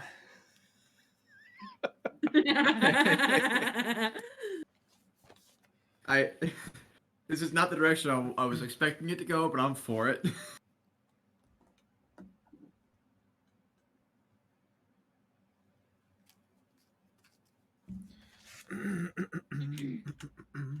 So, Brett, I actually have a question. Would Mace have noticed that the only food in the apartment is those fucking pickled onions? Yeah, so Mace, we'll say that you have gathered. We have bread too, right? Yeah, Because so I don't see why Agval would eat all the bread on top of all the meat, you know? carbo load, dude. He's a runner. Oh, right. Listen, Agval knows few. Agval has a 6 in intelligence, and all 6 of those points are dedicated to knowledge of macronutrients. He's got 1 point for each macro. He's got protein, carbs, fats, and then he's got chest, legs, and back. Those are his 6 points. Those are the 6 things he knows. That one of those points of intelligence needs to be dedicated to identifying Crimson. Oh, that's a strength. Dude's got the nose of a bloodhound, and not because he smells well, but because it's bleeding. The amount of Crimson he snorted. Yeah. He's got a bit of a runny nose.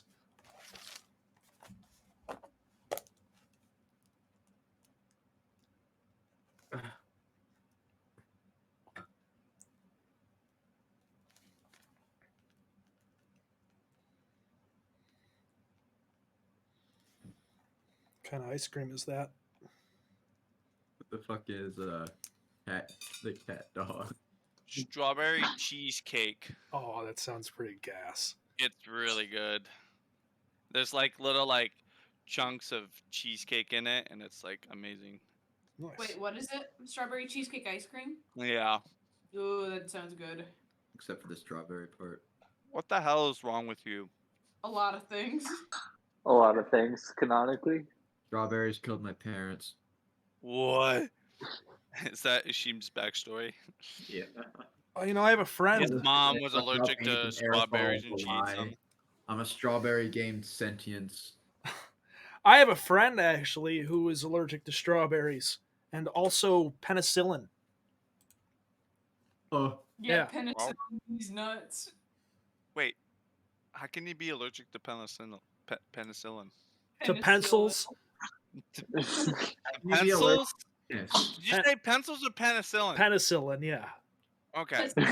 She just is. You can be allergic to all sorts of But medicines. penicillin's in your body though. Like it. No, it's a Penicillin's actually a pretty common allergy. Yeah. Is it Yeah. really? Yeah, That's what they Oh. ask you at the hospital. my brother's Oh. allergic to penicillin. Comes from a mold. He's also diabetic, so he's allergic to producing glucose. F. All right, Jen, as soon as your microwave meal is done, we will get back into it. Man, I got to figure out our music situation. Tim found that the in-game music player works very well, but you need to have the files downloaded, so I need to curate like a playlist of files that I have. So that kind of sucks. It'll work, but you know.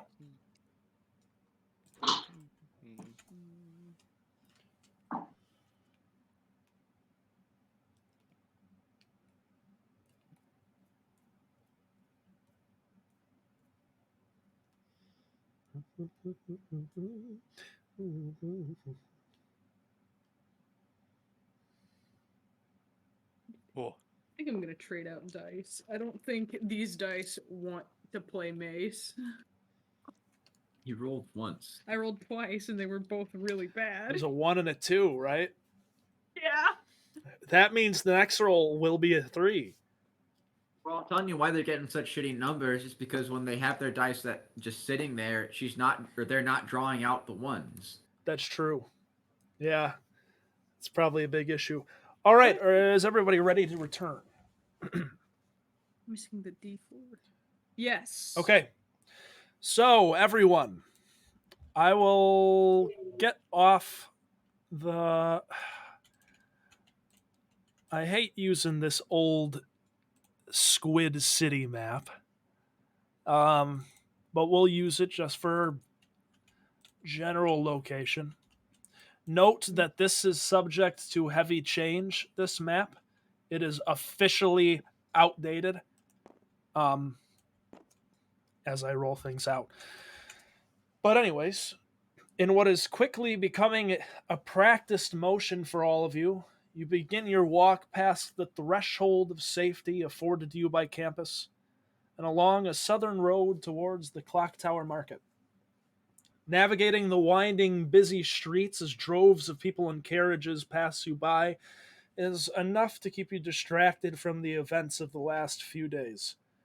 And after a time, you arrive in the market. As usual, the bustle of the area never dies below a low drone of sound, and colors dance and splash amongst the crowds as buskers attempt to make their living. Amongst the usual acts you've seen here, there's a new attraction that catches your eye. A few gnomes have parked a gear carriage along the side of the road ahead of you, from which they are preparing and selling food. Wonderful. I'm going to walk right up.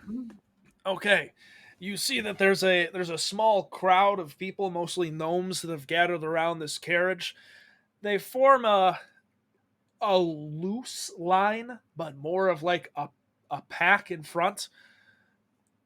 You watch from the edge of the crowd as one goes up, and the gnome who's taking orders barks at them. What do you want? And they, Oh. come on, spit it out.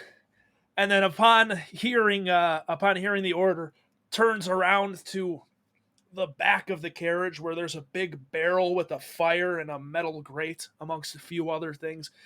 He yells something nonsensical like, 2 muskrats on a stick!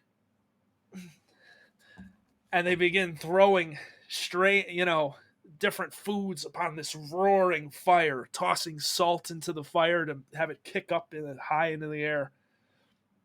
Do you put yourself into the crowd? Yes. All right, the rest of you, do you engage with this food truck? I lean over to Lauva and I'm like, that food stand doesn't look very sanitary. Does any food stand we've seen look sanitary? I mean, those muskrats look fresh out of the hole that they were dug out of. I don't know. Maybe it's the gnome thing. You know. I mean, Keep 'em- I mean, eat 'em it's- fresh. it's better than them being a month old. I Got a guess point. that is fair.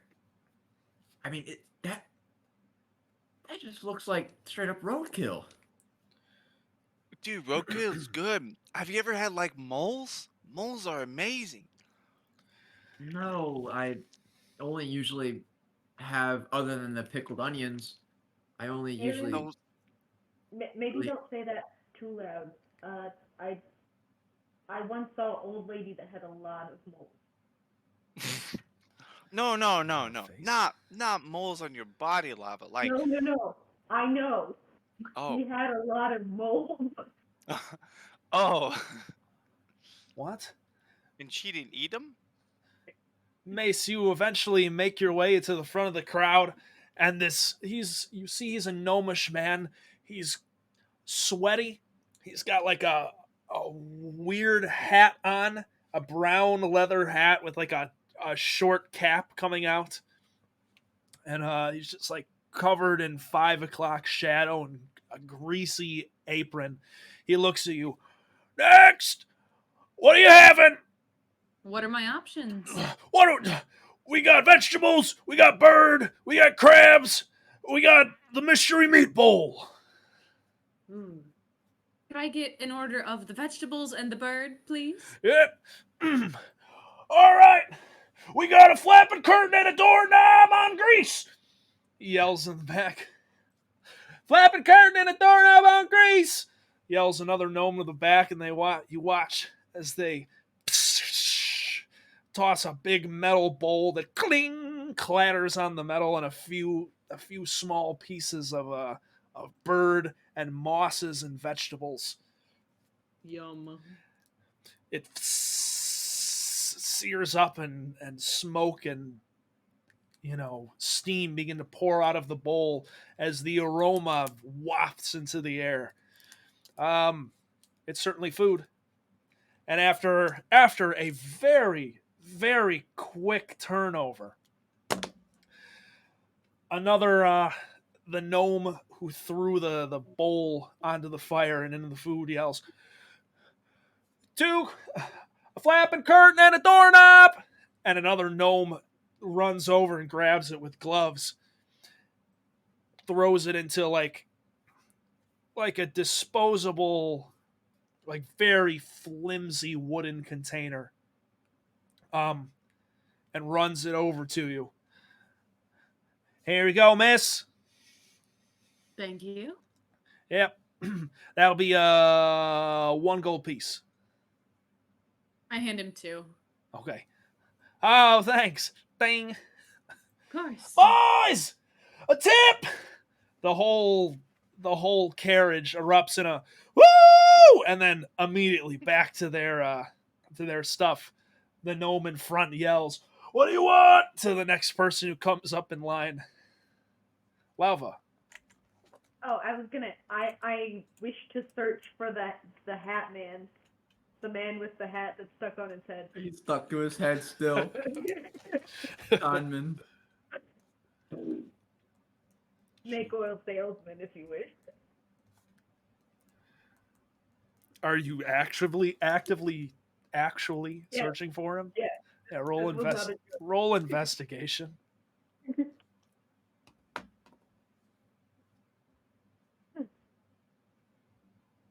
I rolled a 9. A 9. Lava, you think to yourself, I wonder if I can find any other familiar characters around here.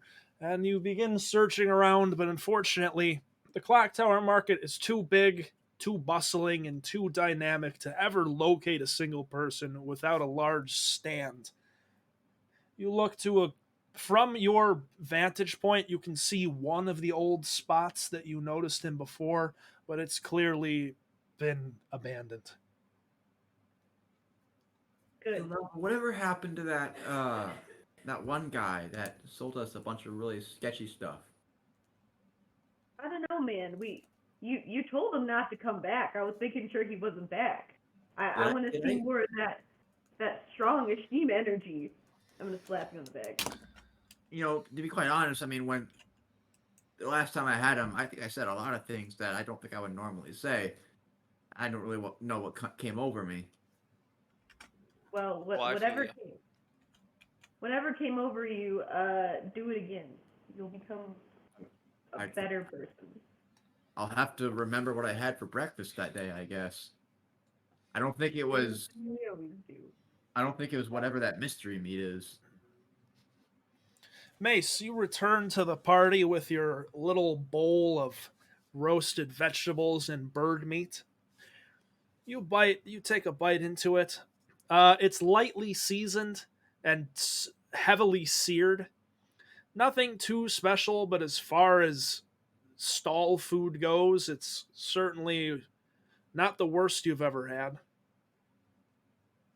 It's Okay. it's palatable. You could almost you even enjoy it. But you return to the party with bowl in hand. Well, we better get Ashim to his doctor, shouldn't we? Uh, you mentioned you had some shopping to do. Yes. Well, I noticed that the only thing in the apartment eat this morning were those pickled onions, and I think I found a loaf of bread. Oh Half wow, of that's one? that's rare. They You normally found don't bread? Where deliver was that. the bread? It was in one of the corner cabinets. There were a couple of bites taken out of it by something Ah, small. we had bread this whole time. I mean, the bread usually only comes in like once every couple months or so. You know. Well, but so in terms of shopping, I was really thinking we could use some beds for the dorm as well, and then we could use some better options for food. I mean, if that's what the university is giving you, like clearly we need to find something better. I mean, that could end up being fairly expensive. Do you have you wouldn't happen to have the money for You don't something need like to worry about what kind of money I have. that? Okay. I mean, if that's what you like to do, I just want to bluntly ask, how much money do you have? Man, Well, pah! Palmer slaps you in the back of the head. You can't ask that, man. You know what a better question is? I think. Where do they get bread? Where do they grow anything here? We're on a mountain. I would imagine they import it, don't they? which is probably why your university can only get you cheap food. Yeah, but I've never seen any trade ships or anything come to Paradine. Maybe the dwarves, I guess, but do they grow things that I don't know? Do they live Is in the bread mountains? Would they mine bread? Um, would I know anything about this? Yeah, roll history. Would I possibly? You know, Palmer, Um, that's a good point. I thought most farms were Probably in the not, Aaron. plains. Yeah, I thought so. 13. 13. Sure. So Mace, you know that Squid City is not only a technological marvel for its machinery alone, we'll say. There's a network of, like service caves and whatnot that connect from lower districts of the city where things like, meadworms are farmed or ranched, I should say, mosses and other things are grown. And this also connects down to places like mines where they get their metals and whatnot from. But these actually go very far down and will go down to the bay where fish and otherwise can be caught. There's clearly some place, they get vegetables and other foods that you're sure they don't grow here from other places. Where exactly you're not sure, but it's assumed that they would trade for them somehow. Okay. Though you find it more likely that it would be with the dwarves than anyone else. So presumably it comes from them. but the city is mostly self-sustaining. Okay. I'm gonna explain that just kind of, or just say that as that's what I know. Huh. Yeah, I guess that makes sense. I mean, can you make can you make bread out of moss? I suppose. Crazier shit has happened, huh? Well, cool. Thanks for sharing, man. Of course. that is one less that is one less mystery, I guess. Well, So I mean, I guess if that's what the case, what you want to do, um, we can split off here and meet back in a few hours. Of course, yeah. You can go to your doctor, and I can go find a place that sells beds. That Oh, You sounds go get the good to food me. first so we can help you move the beds when we get back. Actually, that does sound like a better idea. I do think I would have to have somebody come with me because I don't know that I could carry enough groceries for 6 people all by myself.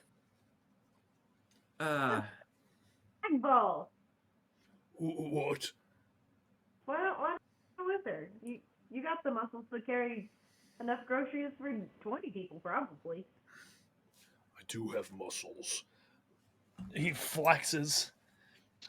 Yeah, okay, that's fine. Wonderful. All right. Let's go. Let's go, Morningstar. Sorry, Mace. You're fine, Agball. Let's go. All right. Um, the two of you depart somewhere into the clock tower market to find any place where you may be able to find actual groceries. The rest of you watch as Agval and Mace disappear further into the market.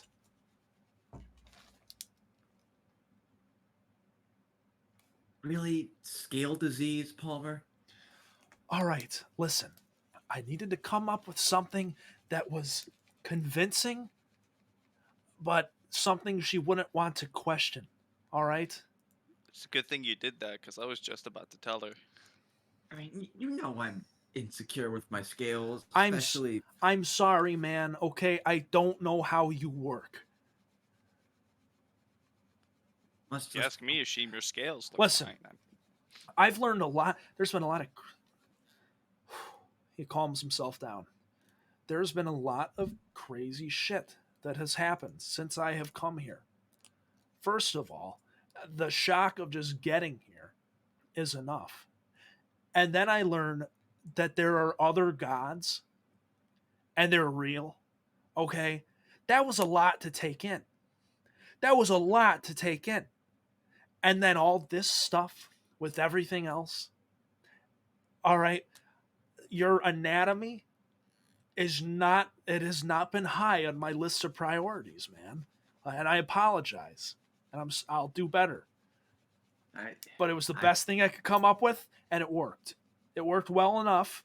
And if it didn't, at least she's not letting on that it didn't. I'll concede. Let's just get to Della. All right. Yeah, we should probably go quickly because eventually she's gonna end up there anyway. All right. That's true. Unless there's another furniture store, maybe better priced. So we're gonna go. We'll continue with this group for now. You guys look around, locate yourselves based on the clock tower, and begin heading towards the parliamentarian. And after a time, you come upon it. The parliamentarian stands solitary in the market, separated by large alleys on either side like an island, just as it always has before. But looking at it now, there's something intangibly different about it. Perhaps it's simply the weight of the events in Gambit Street that give it a new quality. or the knowledge of who and what this building represents. Regardless of the reason, its presence now emanates control. But whose control is it? Tangibly, you notice that there are two gear carriages parked outside of the building, a large wagon back and a smaller, sleek passenger carriage. The curtains of the building are drawn open and reveal several patrons within. The painted wooden sign of a golden crown flaps lazily in the wind as a gnomish couple pass through the doorway with a small painting in tow. Since when did Dello sell paintings? He sells all sorts of like random furniture. Actually, you know what? Roll insight. Sight. Always. So some of the finer points has been pointing out Palmer saying the same thing every time he looks at the paintings. 14. Yeah. Yeah, you recall that stock tends to, now that you really think about it, stock tends to flow through the parliamentarian rather quickly. You have rarely, if ever, seen the same pieces of furniture available in the store from one week to the next. It seems that Dello cycles through his wares very quickly, for whatever reason that may be. I wonder if that's just because the furniture is just so popular, or if there's different reasons that we might be more privy to now. Not too concerned about it, man. Let's Lava Palmer looks at you. Let's go for it. Yeah. Do you guys enter the parliamentarian? Yes. Okay. So you enter into the parliamentarian and see the shop abuzz with activity. There are several customers being attended to by Dello's workers. As you enter, a small gnomish man with short, greased brown hair, he kind of walks up to you. Hey, good evening, good evening. Dello wants to talk to you guys in the back if you'll just come with me. That was quick. Yeah, we're fast, freaky fast. Yeah, you sell sandwiches? You should be my cousin. He works down in Gambit Street. Anyway. No, so you are brought to the back room and see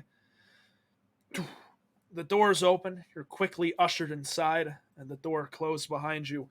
Cigar smoke hangs thick in the air, and you see that Dello, Nightingale, and another Napo, Don Burrows, who you met before, are sat at the table in the back room and playing a game of cards with a few other gnomish men. As soon as the door closes behind you, you see Nightingale look up and, good evening, good evening. You know, I gotta say, I'm so happy to see you. Cairo has been talking about all of you all week. I mean, the two of us have been having such a swell time here, and I have benefited greatly from his visit. I would have even brought him here today if you didn't have matters to talk to with the old guy. But really, thanks again for doing all that work with him.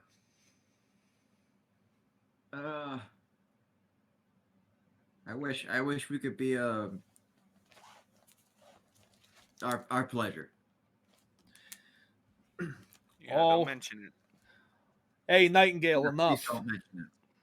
Nightingale, enough. Let them be. They just got here. Excuse me, fellows.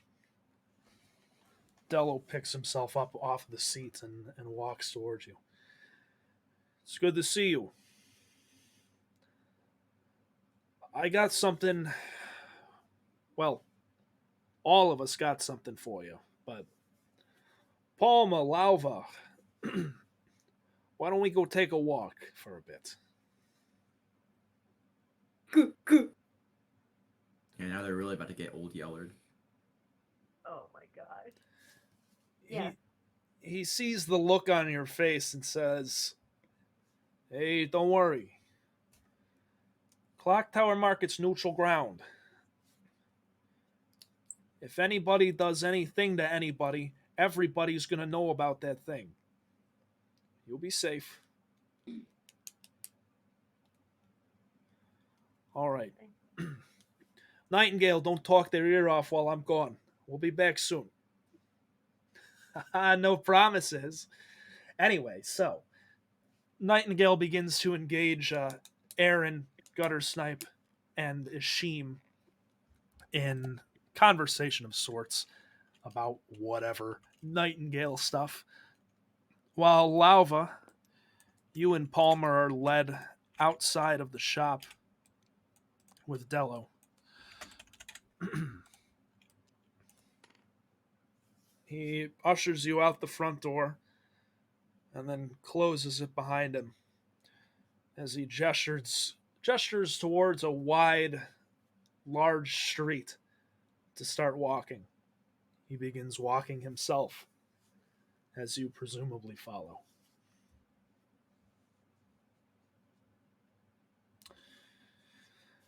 So, he lights up a cigar. Um,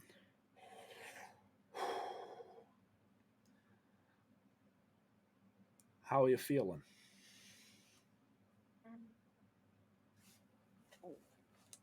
Nick, honestly, I I don't know. I, um, um, um, uh, I I thought after the plane crash I was good with all this weird stuff, and I was excited honestly when you asked for a moment, and then I don't know, after Cecilia died, I guess the reality of it hit me, and I get all our friends are in it, but part of me is scared more of them will die, you know?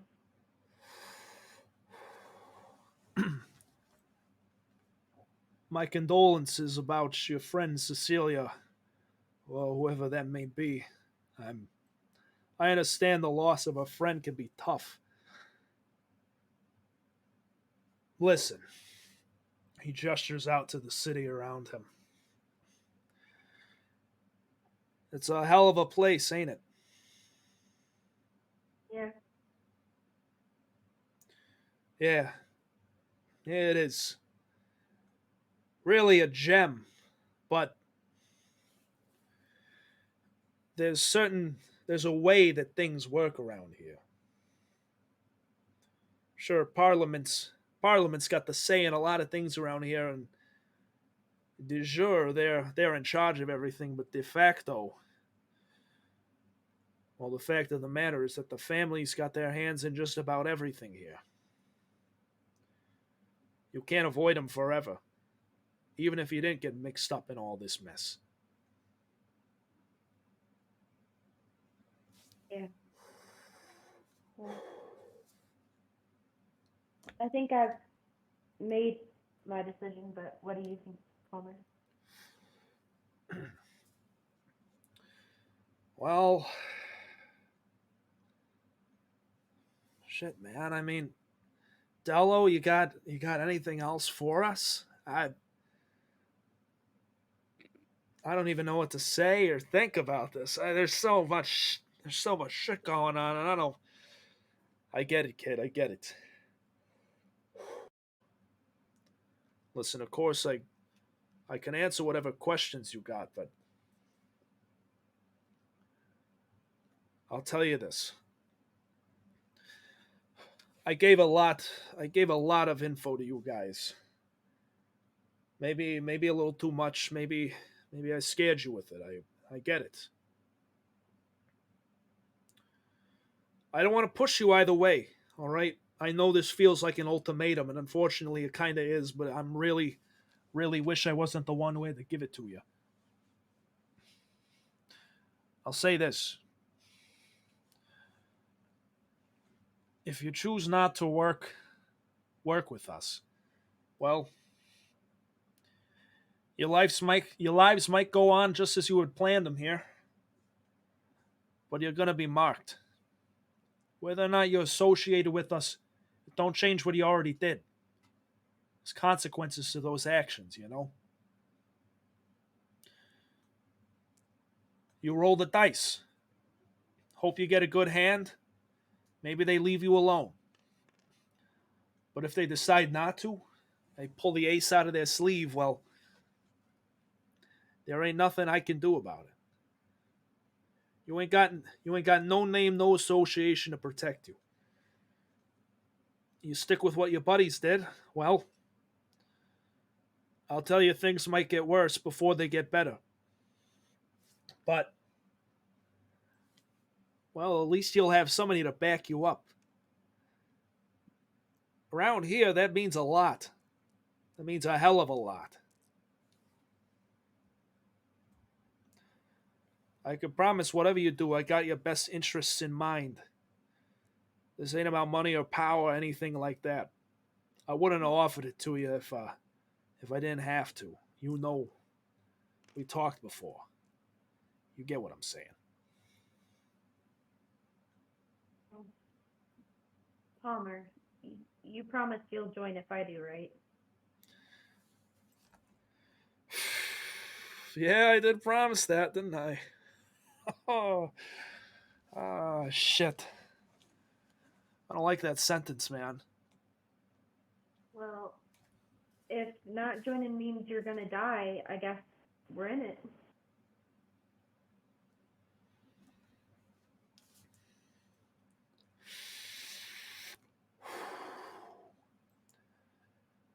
Yeah, I was a little worried you say that. All right. Well, it's getting a little drafty out here. I think we head back inside, huh? Okay. Mace. Yes. Just 1 second while I write a note. Malva and Palmer have died. Good. Have accepted the offer. Yeah, Del looks at you and says, Good, good. I got a different assignment for the both of yous. Plow!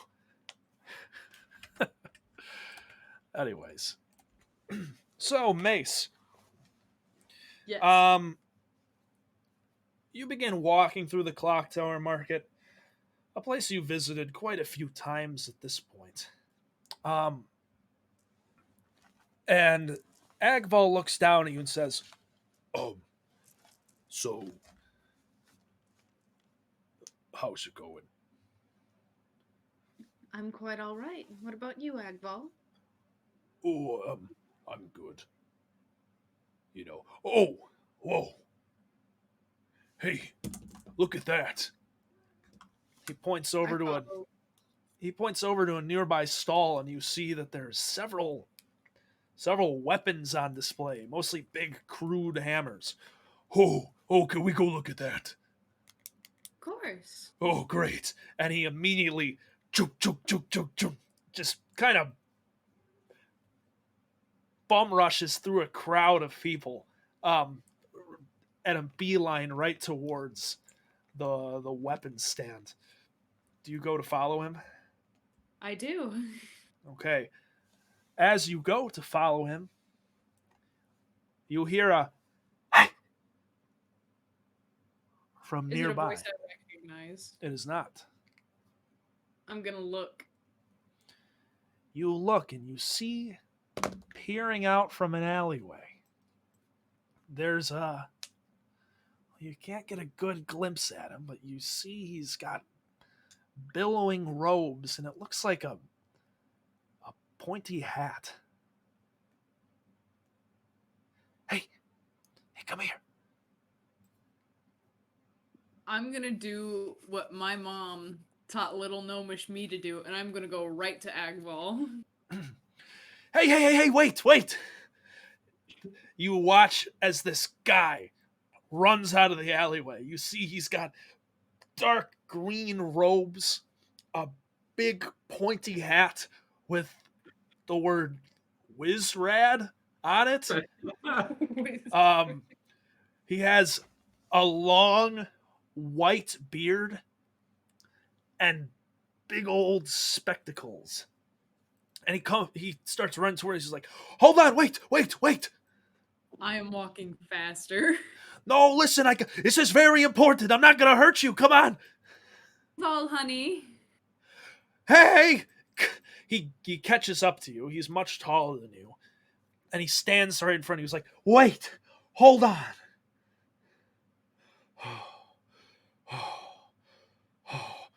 What is it? Oh, what is it? Well, I'll tell you what it is. Nice to meet you. I am the famous Wizrad. A I wizard. see. I was I gotta talk quietly. There's people around that might not want to hear this.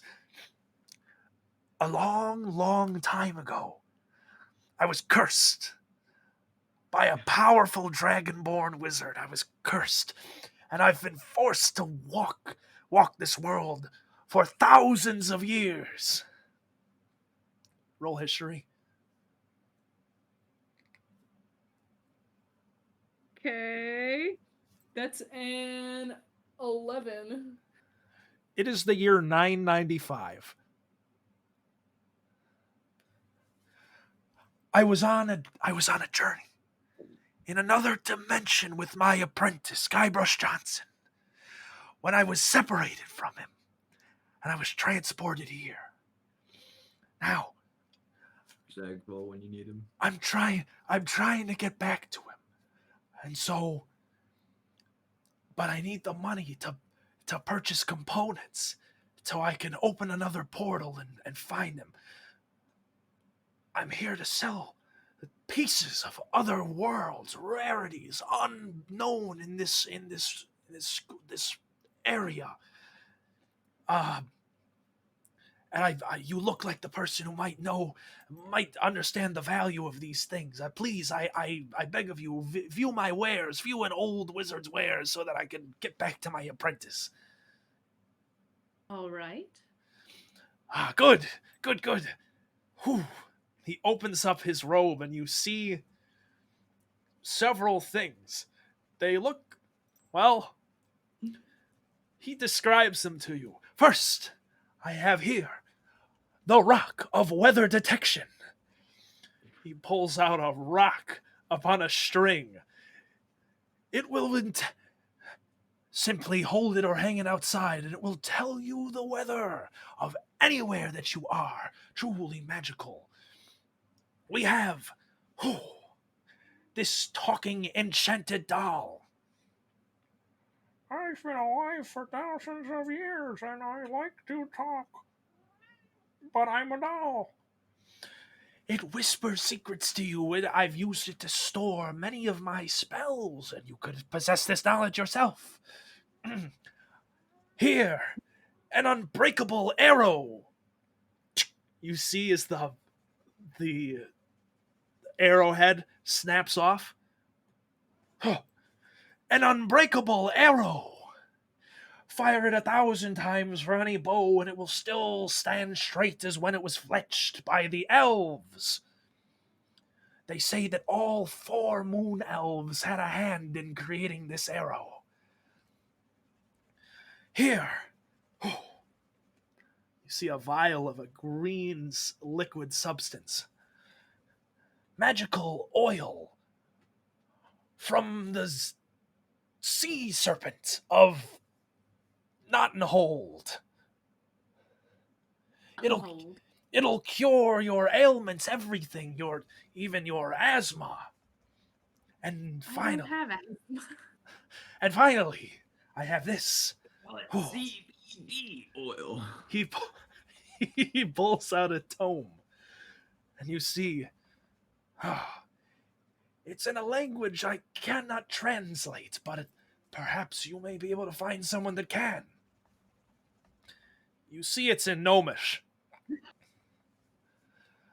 Validity of Folk Tales Regarding Dragons and Dragon-like Creatures by G. Ahmad. Wait, Oh. I have that book, don't I? You do not. You are unable to steal it. What was the title of it? Validity of Folk Tales Regarding Dragons and Dragon-like Creatures by G. Ahmad. Hmm. How much for the tome? For the tome. Well, I'd be willing to part with it for a mere 20 gold pieces. 20 gold? 20 gold. What kind of components are you buying? Oh, all sorts of things. Chalks and ointments and... Oh, I won't bore you with the details. There's many, very many indeed. I wonder where you're getting your chalk and your ointment if it costs you 20 gold. Well, it's special, of course. Of course. Well, unfortunately, I lost my son and I need to go find him. So if you'll excuse me, and I push past him. Roll persuasion. Buy the book, buy the book, buy the book. 8. 8. No. Hold on. The fate of the universe is at stake. The rock, 5 gold pieces. I'm sorry, I'm just not very interested, and I would like to find my son. 4 gold pieces. Vol, honey.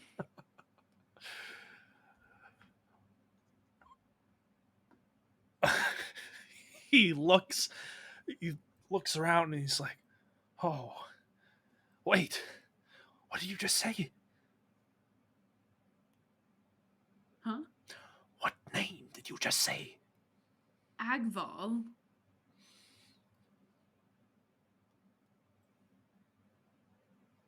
Is it him you're looking for? And he points over to a nearby stand where Agval stands. Yes, that is my son. Puppy dog eyes. Now, if you'll excuse me, He takes the Sir? snake oil, shatters it upon the ground, and noxious fumes kick up for a moment, but not long enough to cover his escape. He watches he made like 6 feet towards the alleyway, just and shoo, disappears behind the alley. Interesting fellow. I'm gonna walk over to Agval now. This is the second time I lost chance at the book. She did not. I need that book. Merchandise. That book needs you. It'll find you. It's like the One Ring. You head back to Agval. It's all right. I at least have my bird book that we could enjoy. True. You return to Agval. Oh, there you are. I was looking for you for like a minute, I think. It's all right. Which- I got caught up by someone. Oh, okay. Well, I don't want any of these. They're too small. All right. Well, then we better go find a grocery cart soon. Right, yeah, we could go do that.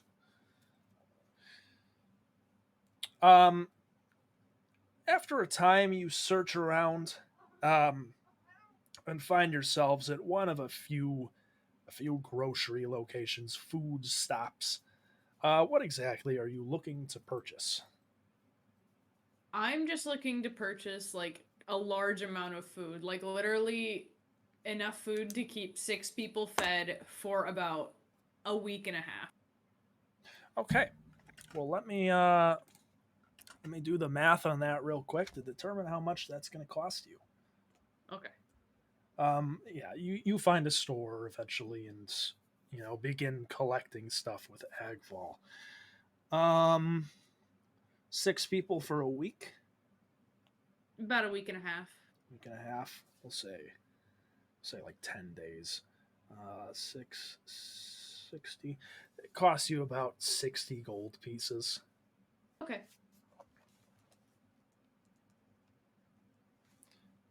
I'm assuming you are buying all that. Yep. Okay.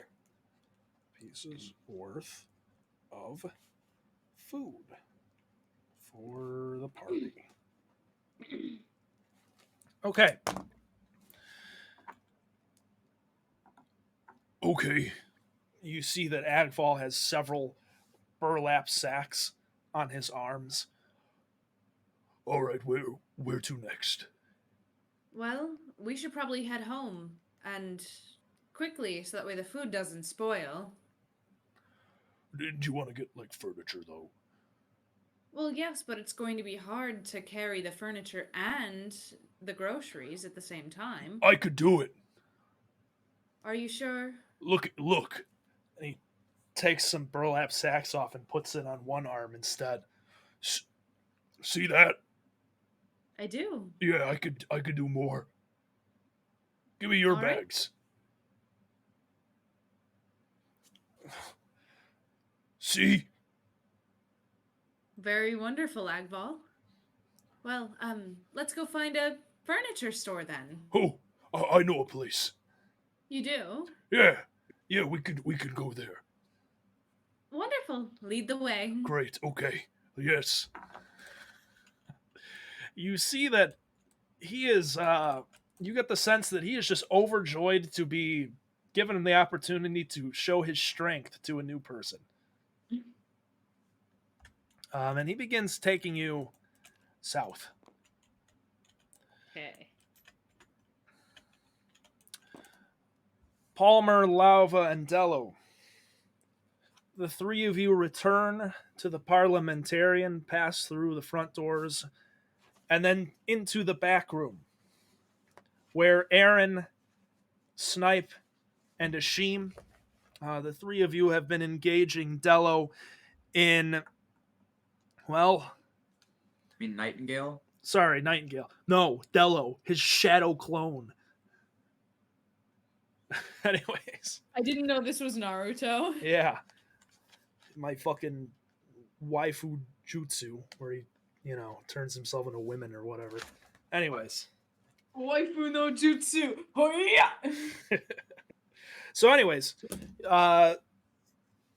you watch as Dello, Palmer, and Lava pass through as Nightingale has engaged you in a very long conversation about theater.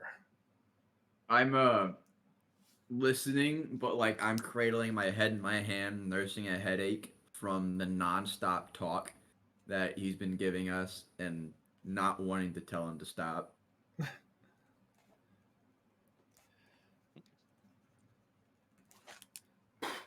All right. Hey, Nightingale, get off their case. Come on. Look at the kid.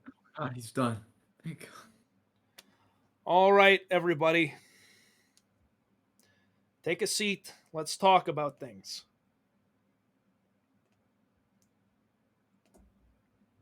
Take a seat.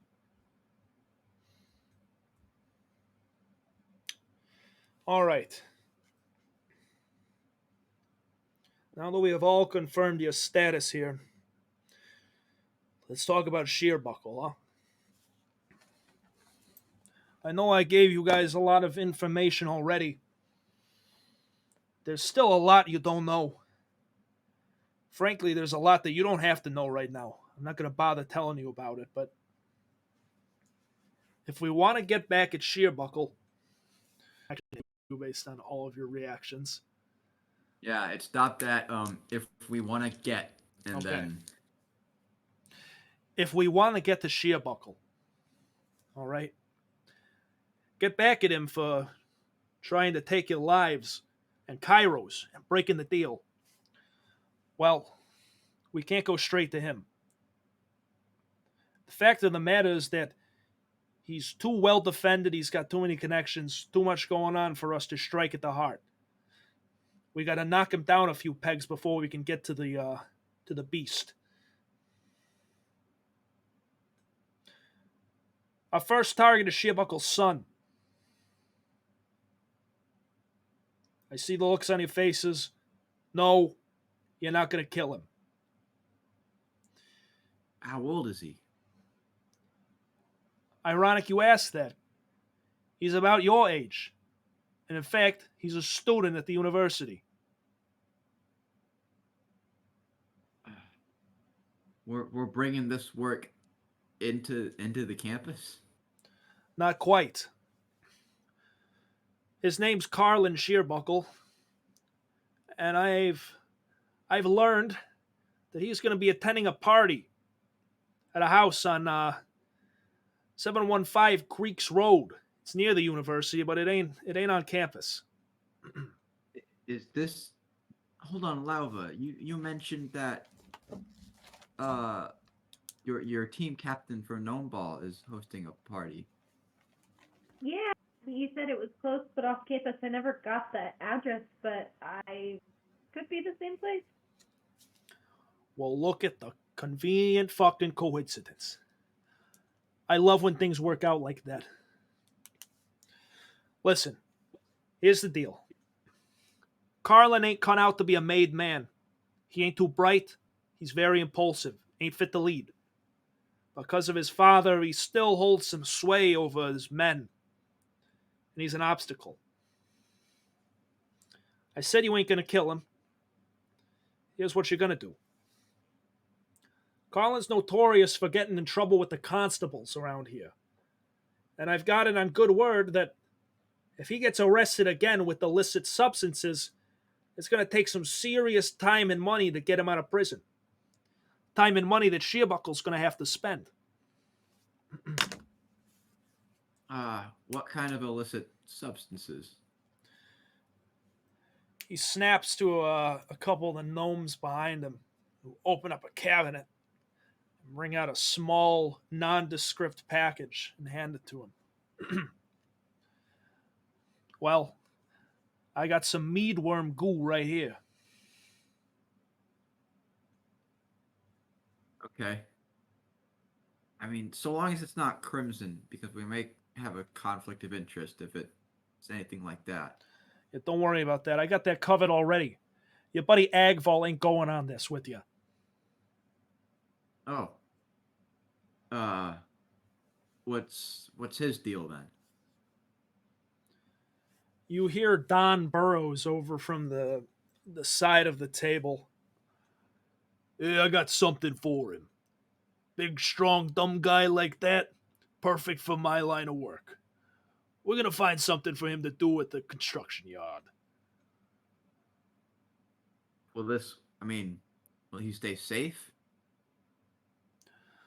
Safer than what you were doing. I mean, I guess he's his own decisions. I mean, is he mentally capable of making decisions? I kind of look over to Lauva. Come on, man. He can make some. I guess, I can never really tell if he's a consenting adult or not. That is weird phrasing, man.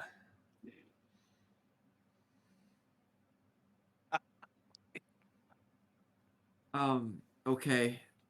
So, the son, what did you say his name was again? It's Carlin. Carlin. Carlin. Okay. Do you want us to plant drugs on his person? I absolutely want you to plant drugs on his person. This is a very simple plan. You're going to take this goo, you're going to plant it on him, you're going to get the constables to bust the party, and you're going to make sure that he gets arrested and you don't. Brett, sorry, what was the last name of the big bad guy, or actually the full name of the big bad sorry, Shearbuckle. Shearbuckle. Yeah, so the last name is Shearbuckle. The first name of the actual guy is Elmen. Elmen. And his son is Carlin. Carlin.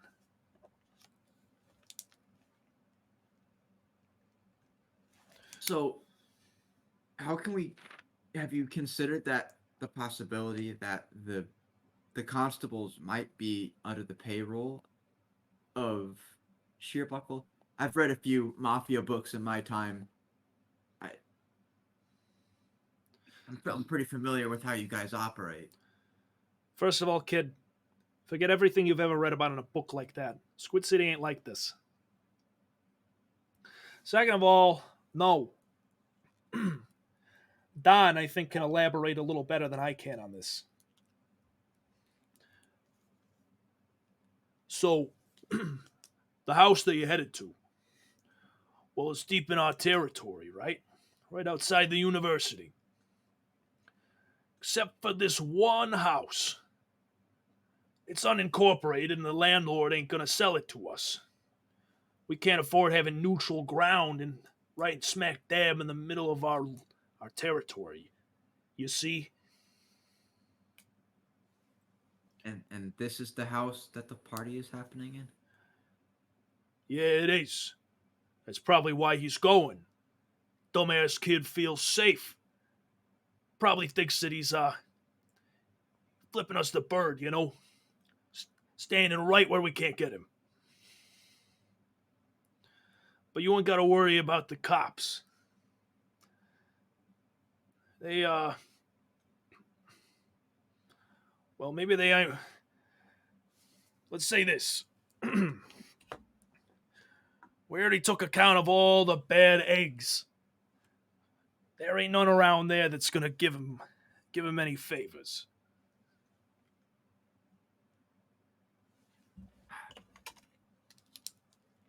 Don't you think that I might be reading too much into this, but wouldn't that be hypocritical of us to be acting on neutral ground when in breaking the rules when the entire reason we're in this is because the guy on the other end also broke the rules? That's exactly why you're not going in there and putting a bullet in his head. It's got to be the cops that do it. It's got to be the constables. All right? Listen, the kid's a dumbass. And if he gets himself caught with drugs at a party, well, that's what Shearbuckle's going to think. But if there's clear involvement with you guys, well, suddenly we throw ourselves right into the fucking fire.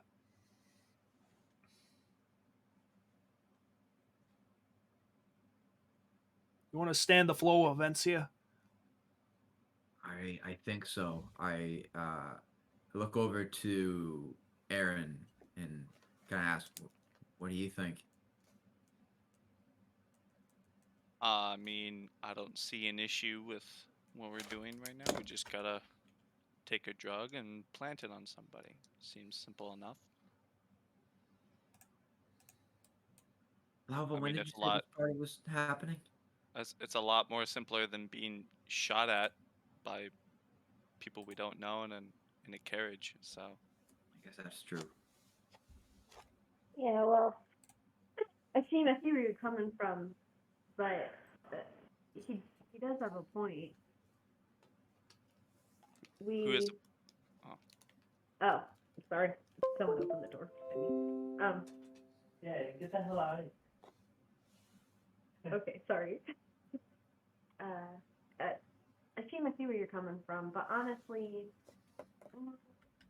whether or not the drugs came from us, the drugs could have come from anybody at that party. exactly. Maybe it's iffy, but it's he's right. We ain't putting a bullet in his head. It's not worst thing we could be doing. Yeah, especially consider that they were trying to put bullets in us. So Exactly my point, Aaron. Listen, if I thought we could of him, and that'd be that. But we need some plausible deniability, and that's why you're doing it the tricky way. And oh right, Don wanted me to let you know. While you're there, if you can manage to get a copy of the deed of the house, that'd help us out a lot in finally taking control of that building. Not necessary, but he looks over to Don. Might be a little bit more in it for you if you do. I don't have an issue with that. You know, I'm not. At least I'm not here for the money. I'm here to not be killed in my sleep. But if I come across it, you know, see what I can do. Yeah, all right. I won't promise anything. Great. Let's talk payment then if we ain't got any more questions. Great. All right. 150 gold pieces to each of you. Less if you get yourselves caught. Your pay is paying for your bond.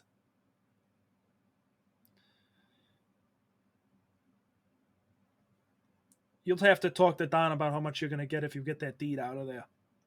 But that's the rate. On top of that, his men hand him a big sack of gold. He tosses it.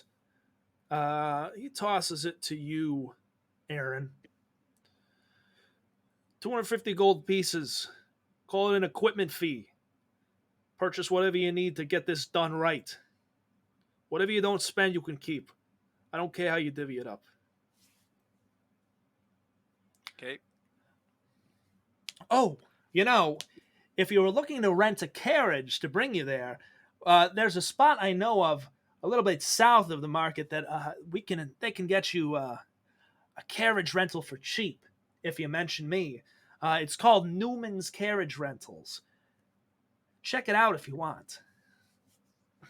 Do we need to show up in a carriage? Is that a thing for parties? Or can we just walk there? Well, man, you were talking all the. Palmer looks over to you. Yesterday, you were freaking out about like having a chauffeur or whatnot. I figured you'd be kind of into this. Well, I mean, if we're I trying, don't think anymore. My entire world's been flipped upside down by this whole party concept.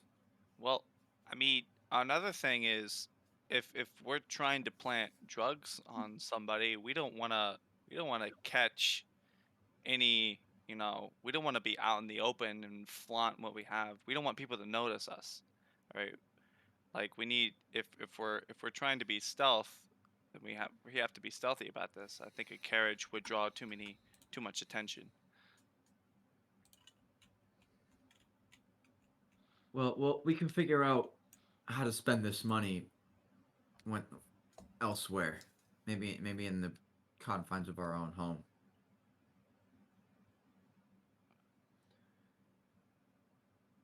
It would be nice to maybe update some of our equipment while we're, you know, out in the town. Dello looks over to Nightingale. Dello, they're kids. I don't even know if they're old enough to rent a carriage.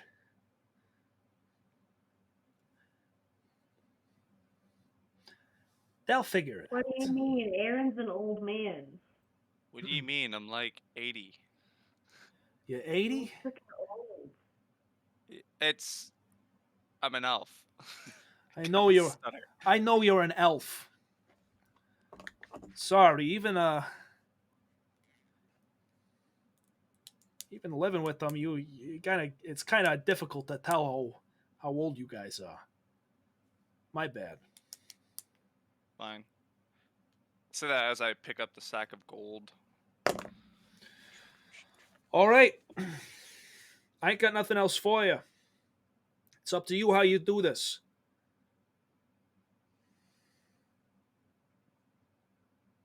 Um, there's I think one more thing that we might want to let you know. We got a new roommate recently. Um, she seems to be fairly adamant about spending most of her time with us. Um, there's a chance that she might get strung up on this. Do we want to just bring her into the fold? A new roommate, all right. You think Takes a puff of his cigar and thinks about it for a moment. Her name is Mace. Does that ring a bell? She's a gnome. Like the weapon? Yeah. It I don't don't see it, but I guess. it don't ring a bell. No. Anyways, you're just going to a party. Bring her along. Let her have some fun. Keep her out of trouble. Go out. If constables come to bust the party, The pigs. then it's just a turn of the cards, you know? I can see the point, but what about in the future? We'll talk about it later. I don't know how much longer we can keep lying to her. She seems fairly perceptive. All right. Well, listen. But it's not like we asked to be in any of this anyway. You know. Hey, why don't you focus on what you got to do tomorrow night? I'll deal with how we keep everything from your new friend, okay? Fair enough. This ain't my Sounds first good. this ain't my first day in Squid City, kid.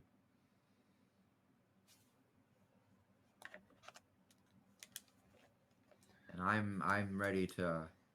I'm fine with what we've covered so far. Uh. Yeah, I'm good too. So. Great. All right. Oh, and I heard that it's BYOB. I want to pick something up. All right, get out of here. Where do we find birds? Why are they using sacrificial tools? What does BYOB mean? What? Fucking kids. Bring your own booze. Oh. Oh. Wait, what's booze? Let's leave. Get Let's the knock on doors. get the fuck out of here. Okay, before we leave, I want to go up to Dan, or is it Don? It is Don. Don Don. Burrows. Don Burrows, yeah. Don Burrows. Gotcha. I want to go up to him and be like, so what's the extra amount that you're willing to pay us to get the deed?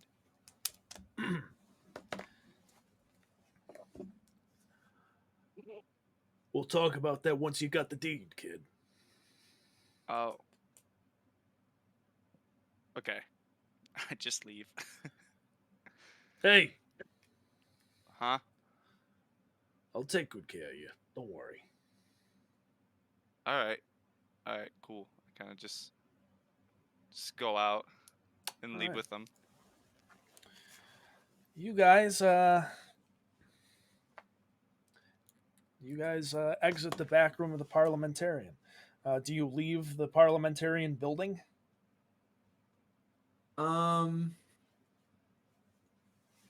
May said she was gonna handle furnishings and whatnot. I guess I'll keep an eye out for Mace, but um, do we want to? I say this in character now.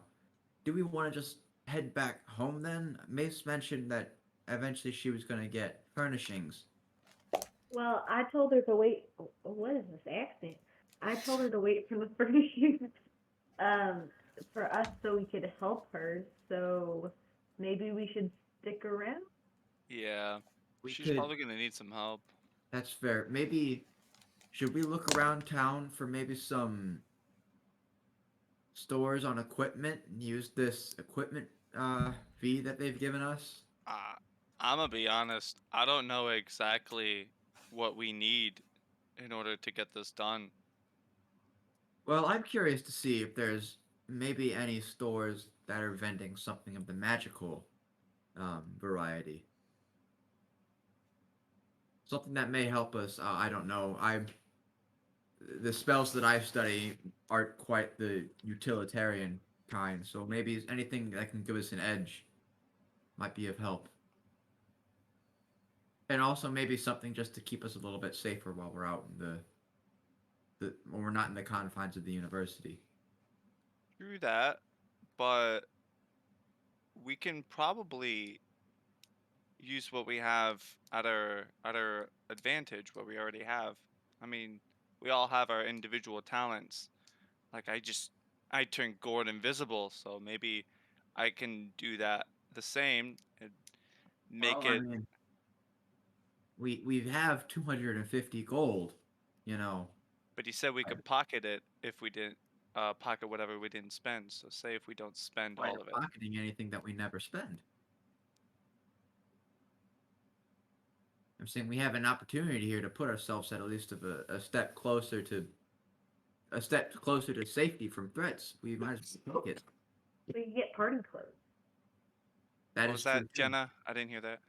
Oh, we could get party clothes and the aforementioned booze.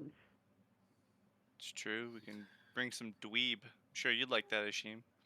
I It's that's dweeb legal. strictly I medical was so purposes. unsure about this. What was But that, Lava? wouldn't it be fair to go ahead and split that 250 between the rest of us? Oh yeah, for sure, for sure.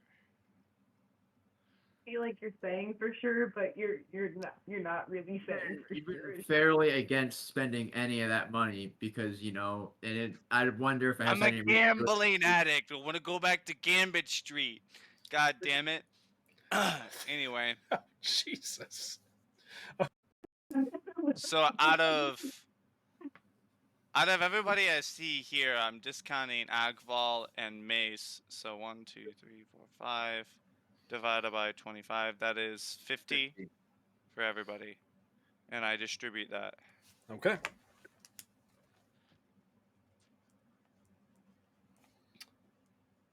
All right. Okay. Hey, Mason Agval.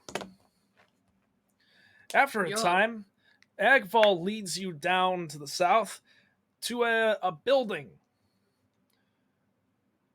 Kind of streets, alleys on either side.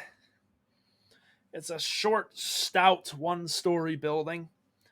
Okay. And a golden crown sign kind of swings lazily in the wind.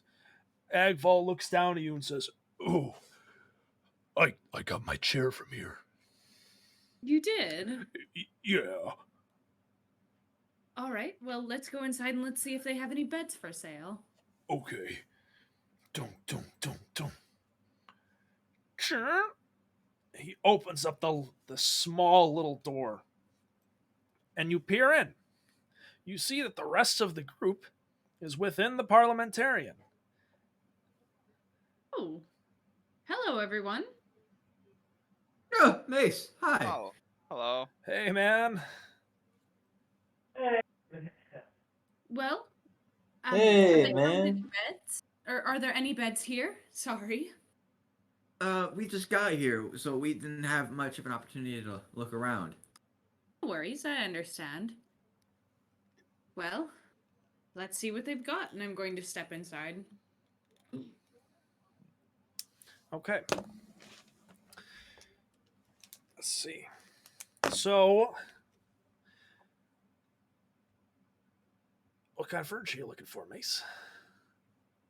I'm looking for beds. I know we have 2. I'm specifically looking for 4, like, beds. Probably a larger one for Agval. Because I'm assuming that the other bed that the boys took from the bedroom is the same size as the bed that Lauva sleeps on. Sure. Yeah, you begin searching around, and eventually you find, yes, there are 4 beds of mostly the same size. They're not huge, given the populace of the city. And you look around for another larger bed when a back door opens, and you watch as a well-dressed older forest gnome. He has gray hair. It's kind of slicked back. a clean shaven face. And he looks around for a second. Um, hold on, sorry. Um, okay, sorry about that. You see that this older gnome looks around and sees you, Mace, and approaches. Hello, dear. Is there anything I can help you find? Oh, yes, I'm looking to purchase 4 beds today. 4 beds. Okay. Well, you found them right here. This is what we got. Is this all that you've got? What else are you looking for? Well, the issue is one of the beds needs to be rather large. You see, I live with a Goliath, and so he would need something rather large to sleep on.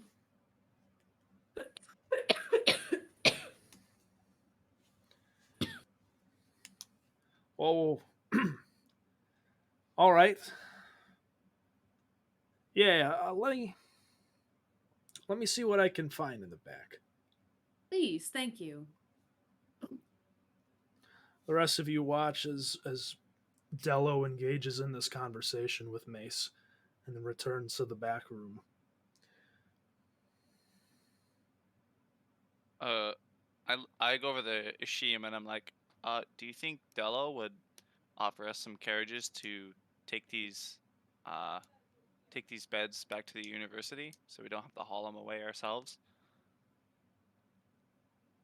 I mean, it's worth a shot to ask. I mean, there's also the carriage rental that we could go to get a carriage to bring them. But I'm sure Agfall would, you know, like probably want to prove his strength by just bringing the beds himself. You see that he is carrying like 7 burlap sacks upon his single arm. He's holding them up like this. Case in point, as I point to him. Okay. After a time, this gnomish man returns from the back room, Mace. Well, unfortunately, I don't have anything today, but if I could get a name down, we can reserve something for you. Come back sometime, maybe next week. Of course, of course. Uh, put it under the name Melly Pock. Melly Park. What a wonderful name. Thank you. Yeah. Come on down sometime next week. Hopefully we'll have found something for you. Of course. However, I would like to take 3 of these smaller beds today. Of course, of course. Well, that'll run you around 30 gold pieces. A little more if you Not, want it delivered. not an issue. We'll be able to take it ourselves. And I hand him the 30 gold. Wonderful. Do you need any help taking it out? I look at Agval. No. Thank you, sir. I think we'll be fine. All right. Hey, you have a wonderful evening. You too. You see him head over to another set of patrons and begin helping them with their purchase. The rest of you watch as Melly Mace exchanges 30 gold pieces with Dello for the purchase of a few beds. Agval goes over to pick one up and tries to grab another one, but you see that he simply does not have the arm length to do so. You watch him, he doesn't say anything to you, and he's turned away from all of you, and he's just kind of fidgeting, trying to pick up this second bed.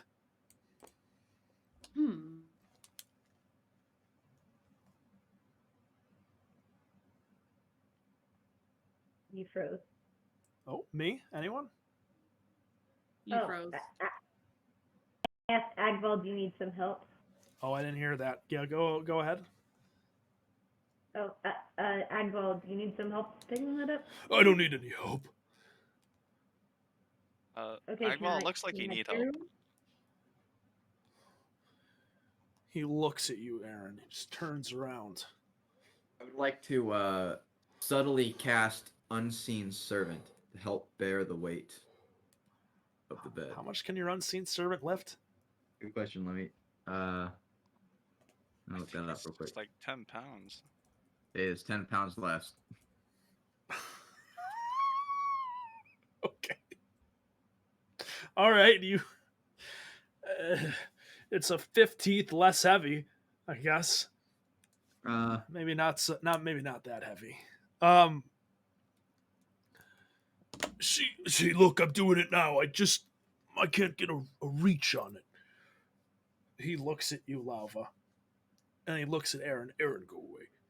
It has a strength of 2, I guess, so it's got to just roll Oh, for the boy. strength. You know.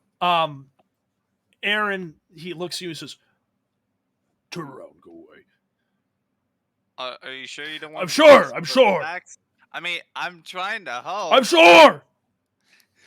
Oh, okay. The room quiets down. Yes, Ashim. The Unseen Servant has a strength of 2, so it still has to make a strength check to lift it. Well, it still has a carrying weight. It has no specification on a carrying weight. Well, that's just determined by a strength score times a multiplier. Unless it says differently, does it say it has a carrying weight? No. It just has a strength. Then yeah, It you has a can strength of 2. then you can figure out the carrying weight from that. I believe it's the strength score times like 15, so 30 pounds it can carry. Yeah. So it doesn't have to make any rolls. It can carry 30 pounds worth. Well, it's helping the bed. Okay. Yeah. Agval looks down at you, Lava. Okay. I need help, but not because I'm not strong enough, but because it's just too big. You will see that when you help me. Okay, yes. Okay. Oh, wow, it's so big. And then there's a third bed that needs lifted still. Yeah, so Lava, you begin to assist Agval with the second bed, and he looks at you like, say it. Wow, this thing is the little wow, this bed is really big. Right, it is big, but it's not that heavy. It's just like cumbersome, right? Right, it's pretty light. It's just awkward to carry. Yeah, it is. Well, Ishim, Aaron, why don't the three of us get the third one? Sure. It's a Looking to see crazy if height there's a difference. magic cast to escape the physical labor. Yeah, so I'm imagining like Aaron, Ishim, the bed, and then Mace like under it, holding it up like this. Yep. Okay. You guys grab the 3 beds and you exit the parliamentarian and begin heading back. Do you head back towards the dormitories with the beds and groceries and whatnot? Yes. Okay. I don't know. They seem pretty preoccupied, so maybe I'll head off to Ormond's. To Ormond's? Stop in there. Okay. The rest of you, do you try and slink away? No, I'm just walking away. Like, Okay. not necessarily trying to be stealthy or anything about it. Hey, man, where you going? Ormond. That's fine. Just don't buy like a bed. The Okay. rest of you begin your return to the dormitories of the university. While Gutter Snipe, you make your way through the city to try and locate Ormond's Scribery. After a time, you do so. You come upon the tall stone and wood tower, and watch as many carrier pigeons begin to flock in from around the city for the night. The tall wooden door um, is shut to the front, but you see that there are still lights on in the low hanging windows. I go up and knock on the door. You hear a muffled "We're open, come in" from behind the door. All right, I walk on in. All right. You see the familiar sight of Ormond. Feathers in his hair, his clothing all ruffled and whatnot. He recognizes you as soon as you come in. Hey, Chuck D, my least useful bird. How are you? Hey, man. Long time. No see. Right. Yes. Yes. It's been quite a while. How are things treating you? Okay. Uh, am or me emotional support pet. Is that so? That sounds like you're moving up in the world.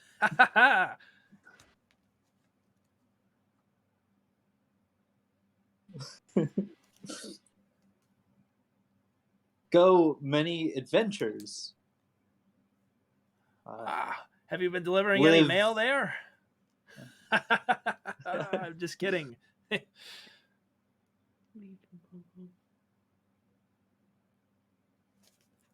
Damn. He's just got this big old smile on his face.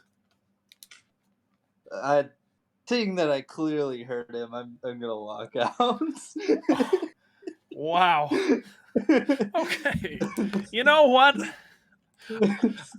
I think that walkout is a very good point to end this session.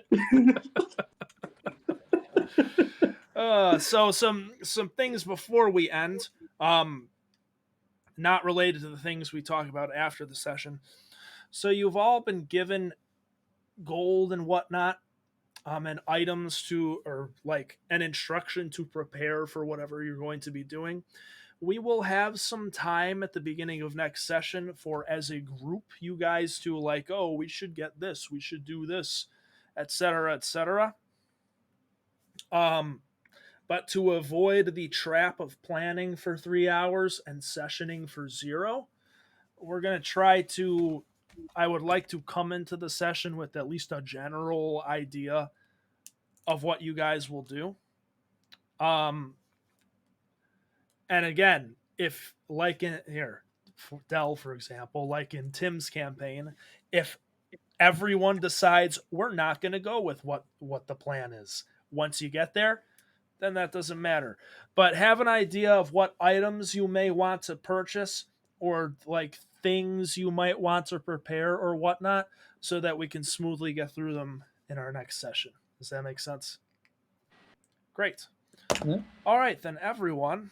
If you're watching us for the first time, thank you for coming. If you're returning, thank you for returning. We hope you continue to enjoy the Delinquents campaign. And to any members of the community who are watching, we appreciate you coming and supporting the other groups. That is going to be it for tonight's session. Everyone, have a good night.